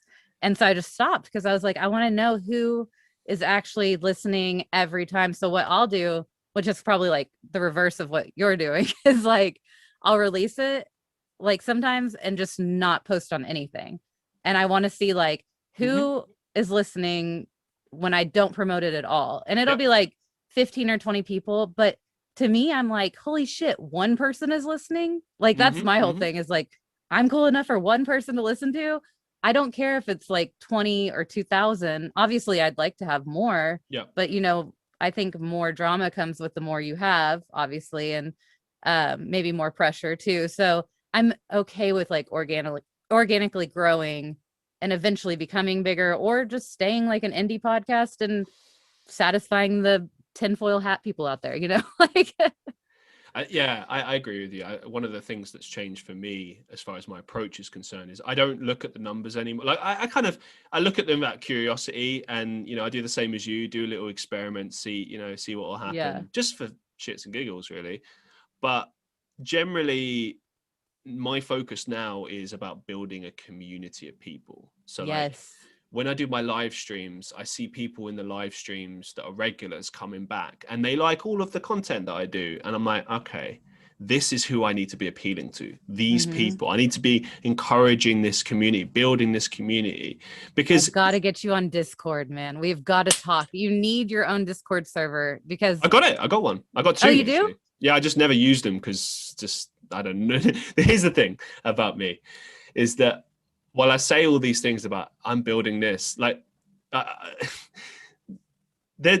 instance, there was someone in my live stream the other day that said, I can't believe you don't have more subscribers. And I'm like, yeah, I wondered the same thing myself. And like, it's not that I don't try. Like, I really do say, hey guys, come join the live stream. Hey, come join this Discord, come do this, come do that. And the problem with that is that like, I think a lot of people aren't interested, which is fair, you know. But like building this community where people like you and want to subscribe to you and want to know, but get the latest updates about everything that you do is very difficult when you're starting out, because when you're starting out, no one cares about you. You're just right. That's one of the reasons why I know that my numbers are so low, is because, you know, it's like you see a content creator and you're like, oh, he's only got 500 subs. Pfft, who cares? Right. And that's the problem. because I found in the past couple of days, I found one guy who only had like 300 subscribers. He's been on YouTube for like 6 years, but he's fantastic. He makes excellent content. And I reached out to him to get him on my show. He's taking a break right now, but there's potential that he's going to be on the show, right? That's exciting. And that's the thing. Like, I look at a lot of these people and I'm like, this is the mentality to have. It's not about focusing on numbers. It's about making good content, making content that will make people want to stay and keep coming back, and hopefully talk about you. Exactly. Yep. Bring other, oh, you got to check this guy out. Oh, you know what I mean? Like, sometimes people will randomly share me for no reason, and I'm like, now it's working. Yeah. No, it's all like you said, even with like hairdressing and stuff, everything is word of mouth. You know, you always trust somebody you know's word over some advertisement. Usually it's like, if you would go out now and give out like 100, okay, let's pretend COVID isn't a thing, and you give out like 150 business cards around your local town. I wager 2 people, maybe 10 at best, will get in touch. Yeah, we'll get in touch with you. The most of them will just keep that in their back pocket and never use it again.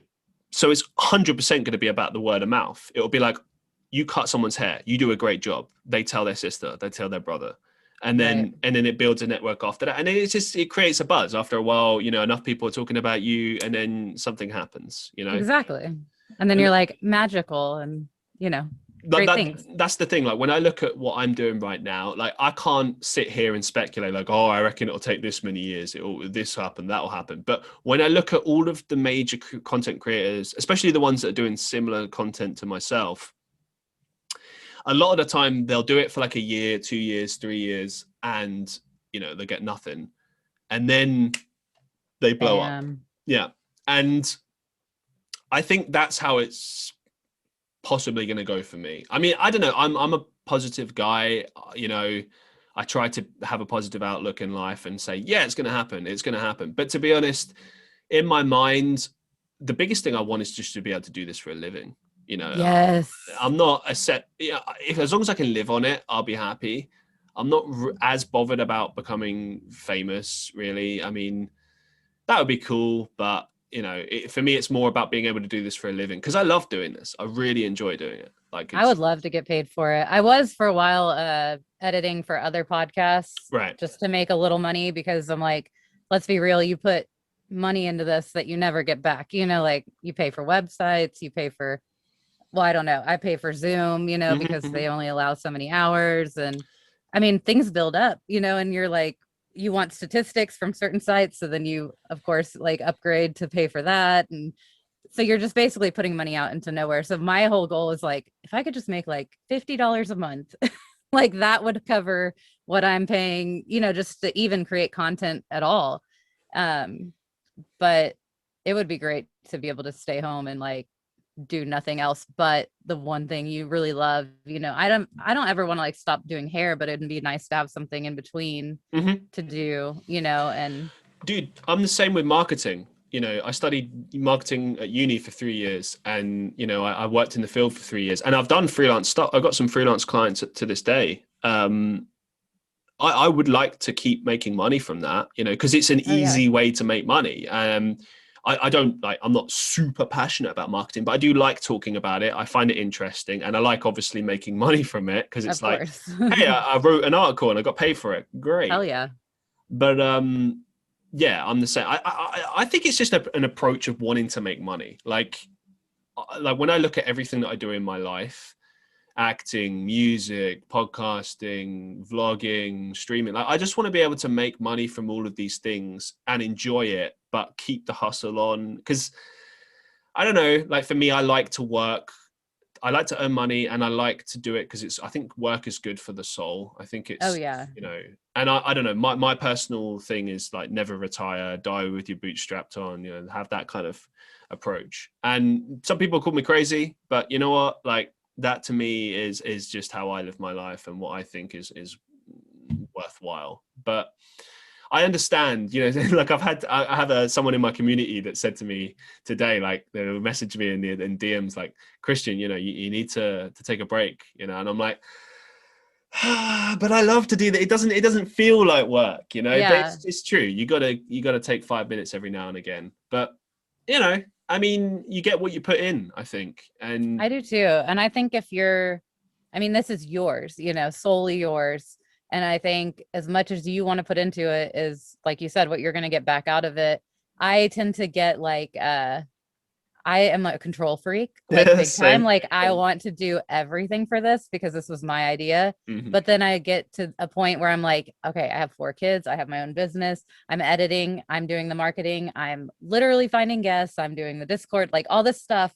What are you guys even fucking doing? And then I'm like, wait, I can't do that. Like I can't take everything and then get pissed off that I took everything because they're not doing anything and I expect them to just turn around and change, right? So I think when it's yours alone, it would be, I mean, I would pump as much effort as I'm doing now, right? And not get mad at anybody or feel overwhelmed because it's mine. But if you have other people that aren't, taking leads and stuff, it's sometimes you're like, why am I even doing this? Or, why don't I just do my own show? But again, I'm like, because I don't want to like disappoint people that do like to listen, and I want to keep the content great. I could cut out the editing completely, but then I feel like it would be very obvious from one show to the next, that I didn't do the work I usually do. And so instead I just keep being like, let's start more podcasts. And so now I have my dad and his friend that I edit and like produce for.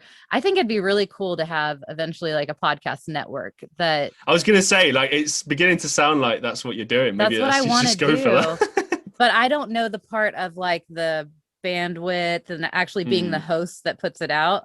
I'm more like, I just want to put my name on all these podcasts and like them all have, like, I was telling Earl last night, he's like, well, then you would just have everybody under that umbrella. And I'm like, no, my whole thing is having peaceful disagreements and being respectful to one another and creating, like you're saying, a community. So if there's a podcast that is very confrontational and they call people stupid and, they're doing all this stuff, they would not be in my podcast network because that's not what I want content created. And he was like, well, you can't be that picky. I'm like, oh, hell yeah, you can. I mean, it's your brand, it's your name. And if I'm going to put my name on something and vouch for it, that's going to be something I agree with. And I don't like people calling people stupid. Example, and I know this is like maybe a ramble, but I'm going to try to keep it short. There's a guy in podcast Discord that I'm in. I love his content for the most part. His whole idea is learning about different cultures, different, people from different countries and whatnot. And he just talks to those people and whatever, educating himself. Well, he had an opportunity to have this big time flat earther, David Wise on. That would be so and cool. So, but 2 other podcasts he knew of didn't want the guy because I guess the guy just like really goes off on a tangent and he makes money off of like spreading flat earth crap, and this guy doesn't agree with it and da. So he had him on, and the week leading up, they're all like, let's have a voice chat so we can like come up with points that we're gonna like, just pound this guy into the ground and just deteriorate his whole, thing. And I'm like, okay, well then you're gonna have to be smart, because honestly, I've looked into flat earth a ton. I've been in groups of flat earthers and they are not stupid like everybody says. They have honestly had to do more work than we have believing in a round earth, because they're trying to dispute this like very largely known thing, and it's science. And so I'm like, I was interested to see how he was going to go about it. Well, he did one of those, like you're talking about, the live YouTube streams or whatever with this guy. Oh, wow. And so, but he puts on like the header and the footer of the screen, like the earth is round, don't be stupid. And so then the conversation below the live chat is just like him.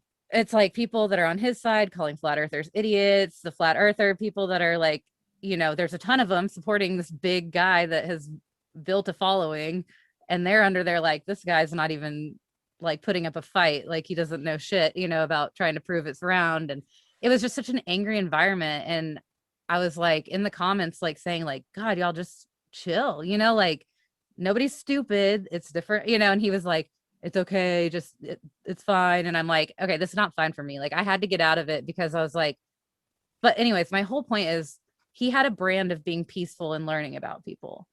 He had this whole show, and that's what it was around. And he brought this one person on and tried to make himself look smarter or look better than this other person. And to me, I don't want to listen anymore. Like, because I liked your peaceful nature, and then you just screwed it up, and now you're going to go back to your peaceful nature, and I don't respect what you did on that one freaking episode. You ruined it, and it sucks. I hate that sometimes like pride gets in the way, and it just damages your complete thing you've built. Yeah, no, I totally agree with you. I think it's highly unprofessional to act that way. I mean, maybe it's because I'm a marketing guy. Like, I'm always thinking about brand and stuff and what's on brand. But like, for instance, I had someone reach out to me who's been on the show before, and she was like, "Hey, why don't we do a thing where we like roast people? It'd be funny." And I'm like, "Sorry, it's not on brand." Also, YouTube wouldn't allow it. And just in general, I don't like the idea of just attacking people and making fun of people for no reason. But here's the thing. I didn't make her feel bad about that. I didn't say like, "Oh, you're a bad person for thinking that way," or whatever. It's just not your thing. Yeah, I just keep my opinions to myself, and I don't attack other people for the way they live their lives and the way they think. And I don't think anyone should do that. I think it makes you look really weak. Like, even in that example that you gave where, okay, maybe that flat earther is delusional, but you know what? Like, talking to him and making a joke out of him and making him feel bad just makes you look 10 times worse. Yes. And like you said, it ruins it for you. Like, one of the things I'm big on is always making the show as good as the last time and keeping it consistent. Like, if I would suddenly, I don't know, just change up the format and not bother asking my guests any questions and interrupt them and just talk incessantly, then no one's going to listen to that. Like, why the hell would you listen to that? But what if that got more views? Like, that's what I think he did. He got 10,000 views on that one video. And to me, I'm like, is it worth it? Maybe his following thinks he's awesome because he just roasted this guy and they don't believe in a flat earth. But I know people like me, like, I'm not staying with it. And I saw it for what it was. And you pumped numbers just to get that, and then, but at the, disposal of your entire brand, that you've built. And I'm big on brands too, because honestly, Tony and Guy pounds it into your head. You are the brand. Everywhere you go, you're the brand. You better like represent the brand. Go to the grocery store, your hair better look good, like all this stuff. But it was a good thing because now I'm like, we have to stay within the brand. This does not represent the brand, And so I get that. And I think it's important to be consistent and show who you actually are in your content, or else, just go. To answer your question, well, what you were saying there, I think it's a twofold thing. Like, you got to stay on brand, you got to keep it consistent. But if you do discover you come across something that works really well, like that example you just gave, I would set up a separate podcast and just and try out the new thing. I mean, that's kind of what I've done with this this second channel and my third channel. So like, one of the things I did, like, my second channel was just a test channel. It's mostly, I just put like commentary videos on there, occasional gaming stuff, but basically there's nothing consistent on there, which means that can be ultimately the shorts channel. Right now, as long as they do this shorts algorithm, that's mostly going to be what I'm going to use that for. Third channel is a mixture of both, and I guess it's coming at it from that experimental scientific mind. But my point is, like, if you discover that something works for you, roll with it. But like, I guess you got to look at everything else that you're doing. Like, the good thing about YouTube is you can just continue to set up channels. So like, I know Mr. Beast, as an example, has like 10 channels, and each channel has specific content for that one specific niche. And I agree that you should do that, but like, I don't know, I've kind of established my main channel as being like a multi-content channel, but at the same time, I have divided things up, and now the main channel is, full podcasts, discussion-based stuff, music, acting. Maybe I will diversify in the future. I don't know. I haven't decided, but I try. You sound pretty diverse. It's just because I like to create a lot of stuff. That's the only reason.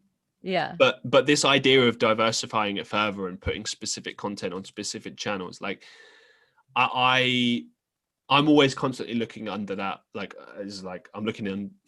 It's under review. I'm thinking like maybe not, maybe I don't know. And I think it's good to take advice from the people around you. Like, I've had people, shout out to Stillsy, who have given me advice about, or maybe you should, try this, set up a channel, do this, do that. And I'm like, I'll do it when I think it's right or if I need to. So like, going back to what you were just saying, that guy's identified that he can make a lot of potentially money on doing that specific thing. So I would say roll with it. But however, on the flip side of that, if he's doing one thing that's like one particular brand and another thing that's another particular brand, I don't think he can do that. Because if his thing is, I'm going to attack people and make loads of views out of it, you can't also do a podcast or another thing where you're, you know, really nice and letting everyone speak. And educating everyone and becoming culturally diverse. It's like, no, dude.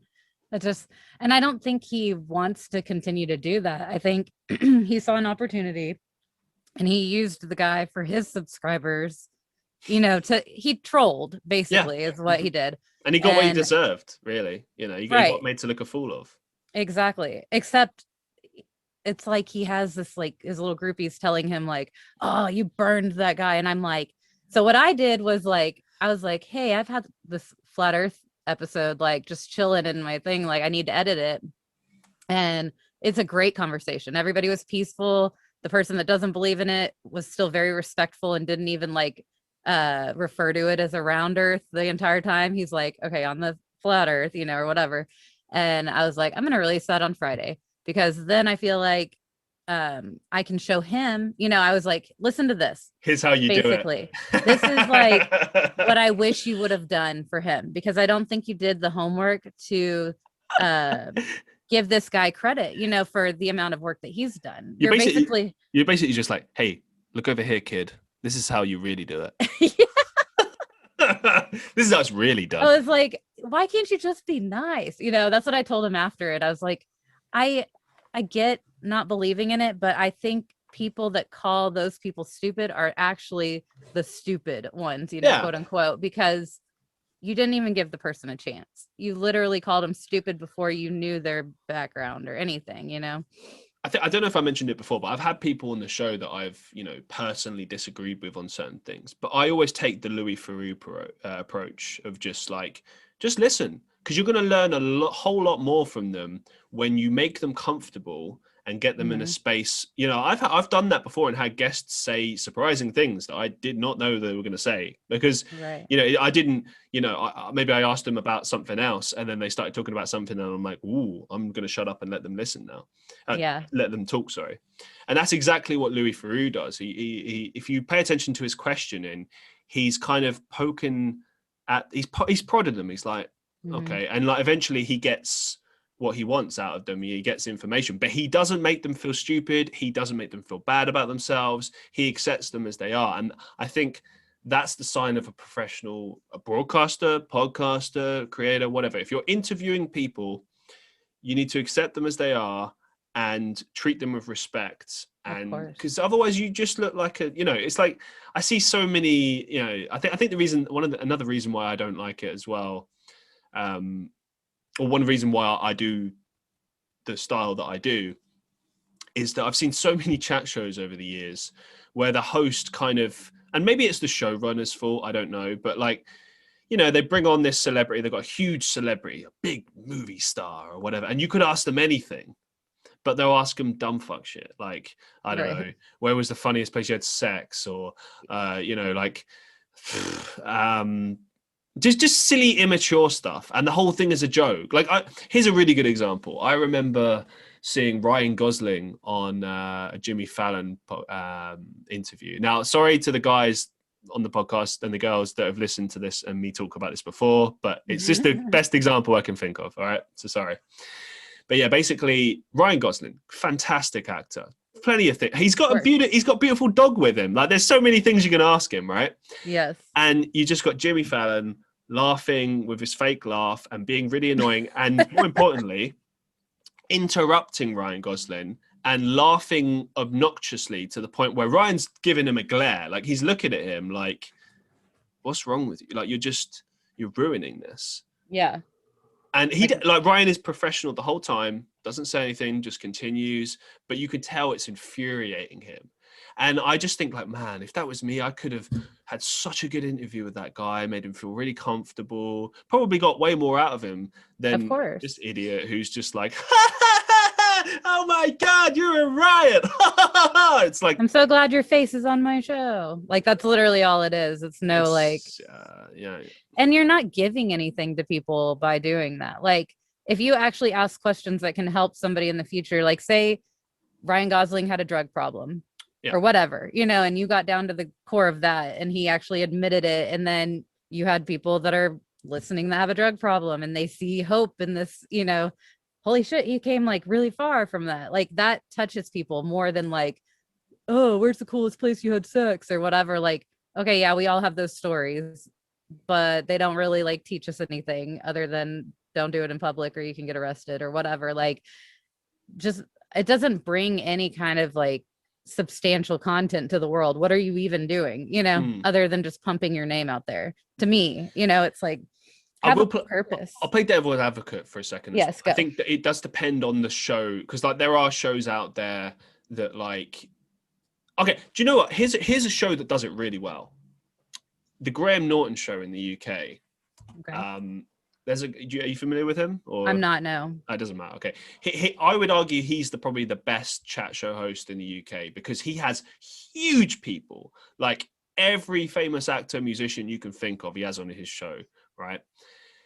And he's able to kind of have these people. Yeah, the setup is 3 celebrities on a sofa. It's quite fun because you get really weird matchups sometimes. So you get like someone who's only famous in the UK, and then a huge American actor or something, and then like some, I don't know, poet or some shit. Yeah, it's kind of funny. But he makes everyone feel special, everyone feel good about themselves, and he makes them feel comfortable. So he might ask, like, I don't know, Sir Ian McKellen something like really serious, but then he'll have a bit of fun with him and make him feel relaxed. And it's like you get everything that you want. Like Graham is so good at that. Like he just makes you feel special, get some real insight from that actor. Like I guess what I'm saying is he's appealing to all parts of the audience, because some audiences like to see the silly stuff and some audiences like to see the more serious stuff.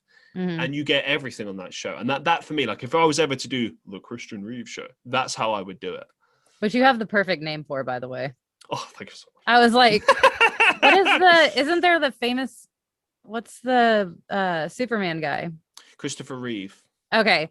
For the longest, because I would always see you on Reddit, like posting about looking for guests and stuff. And I was like, what the hell? Is that the guy? Please come on my show, please. No, you do a good job of putting yourself out there, because I know I've seen it multiple times and I can't tell if it's like been in different places, but it made me remember your name, obviously. Of course. But I kept thinking like, why does it sound so familiar to me? His name was like, and then I was like, oh, it's a Superman guy. Like it sounds like his name, and I could not like get that past. I was like, I'm gonna have to tell him that. I'm sure you hear it all the time, but it's a good name, like to get out there. I take it. I get everything. I get Superman, Jesus. Oh, you look like Jake Gyllenhaal. Oh, I'm getting a lot of you look like Justin Trudeau at the moment. I'm getting a lot of that. Oh no, I was thinking the guy. I wanted to say Ewan McGregor or something, but I think I might be wrong, because I'm really bad at. Hold on, let me look him up. That's the first time I've gotten that. I'll take it. How do you even spell that? Ewan is EWAN. And then Mook is MC. Okay, let me see if I'm like just talking trash or if I know what I'm talking about. Yeah, man. She thinks I look like Obi-Wan Kenobi. I'll take that. Oh, wait, that's not who I was thinking of. I mean, but I'll give it to you because you were excited about it. What is the guy? I've been told Christian Bale. Been told I look like him. No. It's another British guy. Another British guy. And he has like Cillian Murphy. Probably had that as well. From Peaky Blinders. I don't know. I'll figure it out. And then it's from like a really old, I think it's from You've Got Mail. The guy. Tom Hanks. No. I was gonna say. I hate Tom Hanks. Don't do that. Why'd you hate Tom Hanks? I think it's Tom Hanks. He has like some weird connections to some child sex trafficking stuff. Yeah, I don't know if that's been proved or not, though.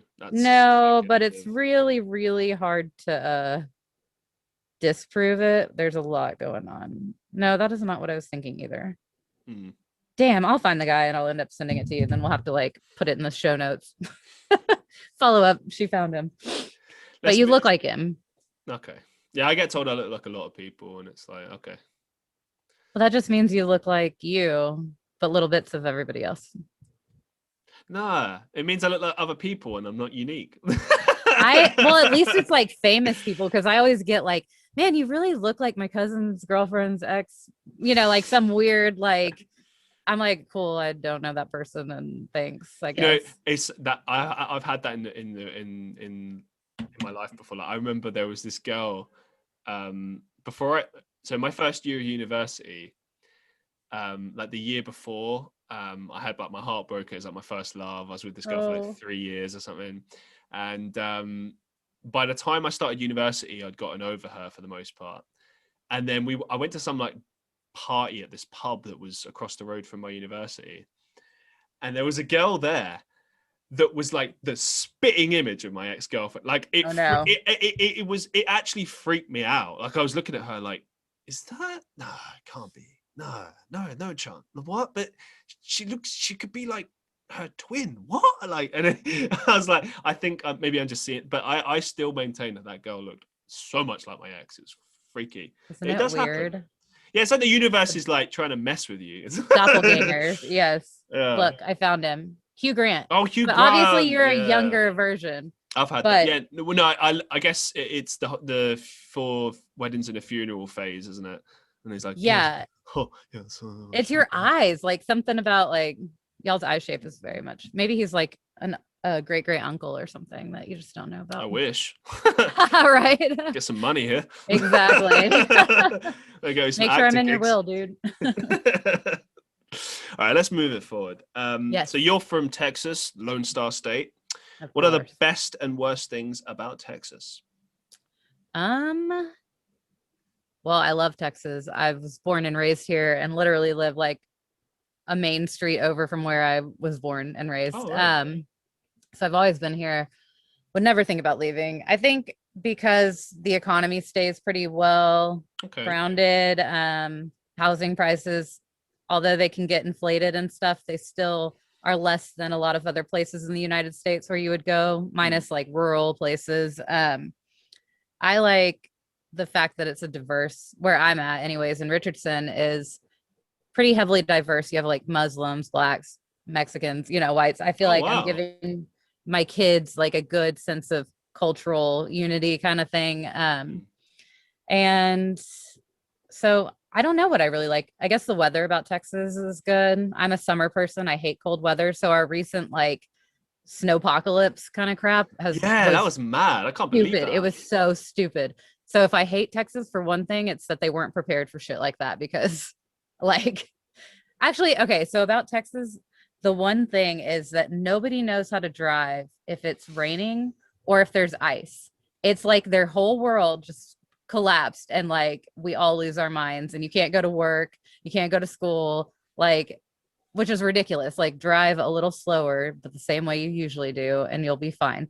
But I mean, if I was a heavily like Democratic person, I would say like, oh, it sucks because it's really conservative here. But it's actually like a 50-50 mix now, I think, with the younger and older generations. So I was going to say, if it's becoming more and more multicultural, then you're going to have a bit more of a split there, really, because multicultural is going to be more liberal, obviously. Exactly. Yeah. And we have, I mean, California, basically like everybody moved here like a few years ago. California just came over here. So, but I didn't feel a difference. I feel like everybody in Texas tends to be pretty accepting. I'm sure there's like small towns that you can go to and find racist a-holes like you can anywhere, but I've always had pretty good experiences here. So are there any kind of like unique customs that's specific to Texas? Now, the reason I asked this question is I was recently watching Joe Rogan's podcast, and he obviously recently moved from California to Texas, and he was saying to one of his guests that there's this unique Texan custom that, like, when you, I guess, like, have a big property or land or whatever, like, then people just give you guns. And he said he had like 50 guns that people, like people just give you guns. I'm guessing he's got like a ranch, something like that. But apparently he's it's also Joe Rogan, so who knows what, it's like they could pay him in guns or cows or something. And like, it's just because he's famous. I'll pay you in 1,000 AK-47s. Exactly. I don't know. We call like soda, Coke. I know that like a lot of other places they call it pop or soda. A bit random. Yeah, it is really random. But I would say I'm a pretty bad example of like a Texan, like a stereotypical. I don't have like the Southern accent. I was very city raised. So everything's been pretty, I would say pretty much the same as if you were in any other big city like Dallas, But to me, it's just, this has never given me a reason to leave. So I feel like Southern hospitality is something, there's something to be said for that. Cool, man. Awesome. Okay, this is a bit of a deep question, Yes. but I've been asking a lot of my guests this recently, and it always has a fun response. What is the biggest life lesson that you've learned so far? Oh my God. I feel like I answered this on another podcast too, and I'm probably going to give a different answer. No, I'm probably going to give a different answer because I can't remember what I said. I would say to acknowledge that things only are happening at that current time, not to like something that's so dramatic and so painful and so like you can't get through it, your life is over, matters so little in like even sometimes a week's time, but mainly in like 5 years, 10 years. Like it's a story that you tell and sometimes even laugh about, but it's something that made you grow and become who you were. It's not something that was so detrimental that you, even if you felt like you need to take your life or like just completely oust yourself or go do drugs or do something just because this one thing happened. I think even now, like being 33, I have to sit down and be like, okay, chill out. That was just a bad day. I'm not a bad mom. I'm, no, the house isn't clean, but tomorrow I'll clean it or whatever. Like, even though it feels like my world around me is crumbling and I want to just like, I've told Earl before, I'm like, I might not come back after I go do my clients or like, that's how I feel. I just want to get out of here. But as soon as I have that time away, I'm like, okay. And I, can appreciate everything for what it actually is. So being able to self-reflect is a huge thing to acquire, I think, in your life, and very important, because if you can't do that, then you're never going to be able to like improve upon who you are and make, those changes that are need to be made. And noticing patterns, I would say, is another thing. If things keep happening to you the same way, the constant in that is you. And it hurts to hear it, but maybe you need to change yourself. Nobody wants to hear that they're the shithead.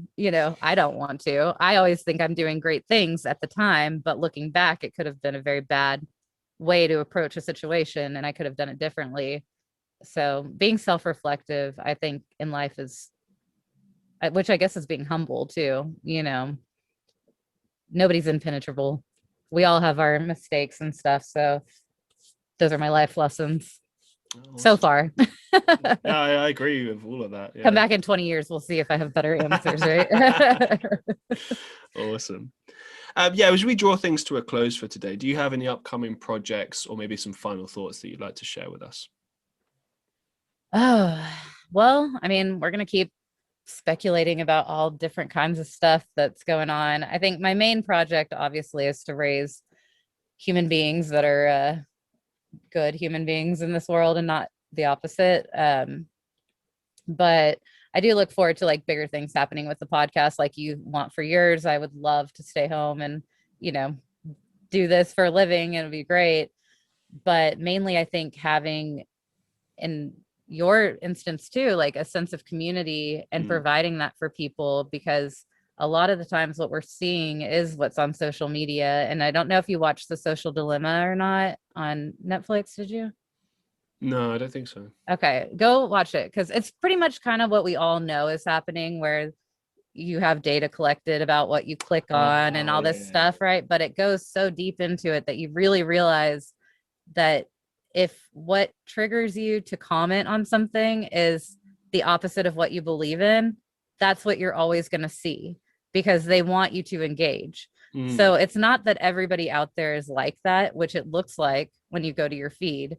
It's that Facebook knows you're going to engage with that. And so you're seeing this consistent maybe depressing or upsetting material, right? And so for me, I had to get off of it. I was like, because every time I'd go on Facebook, then I'd make a post like, are y'all crazy? Like, we need to unite as one. We are dividing and this is not good. And, and then I was like, what am I even doing? I'm just going to get off of it because it's depressing, and providing a sense of community for people is, like I always say, I'm like, I want to like make a peaceful cult of people. Like, and Earl's always like, stop calling it a cult. And I'm like, but it is a cult because it's like a group.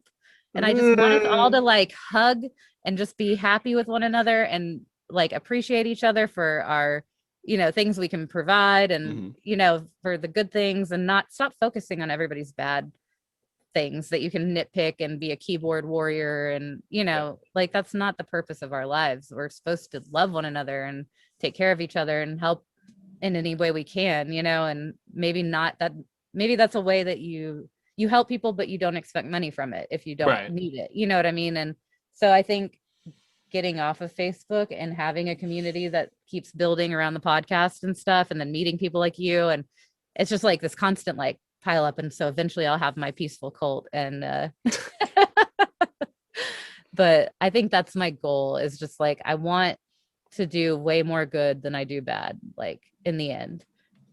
So awesome. Well, listen, it's been an absolute pleasure having you on the show. I want to say massive thank you. I look forward to having you on. Yeah, I would love to appear. Would love to. Best of luck with the podcast and everything else in your life. And for my, I was going to say fans for a second, listeners of the Christian Reeve podcast, make sure you go check out the Speculate With Us podcast.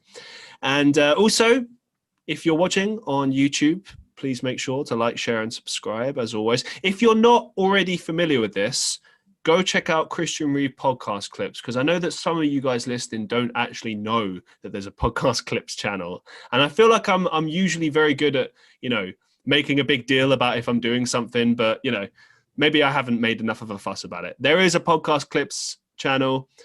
So if you're not really into the idea of listening to these in their entirety, which I totally get, then there's a channel where you can listen to those clips. And it's pretty much just the best of the show. If you're listening to the podcast on Spotify, Apple Podcasts, Google Podcasts, wherever you like to listen to the podcast, make sure you leave us a review, leave us your thoughts, let us know what you think of the show. Please reach out to me if there's particular guests that you'd like to see on the show in the future, or particular topics that you'd like to see covered. Thank you very much for listening to the podcast. And until next time, peace out, one love. I'll see you in the next one.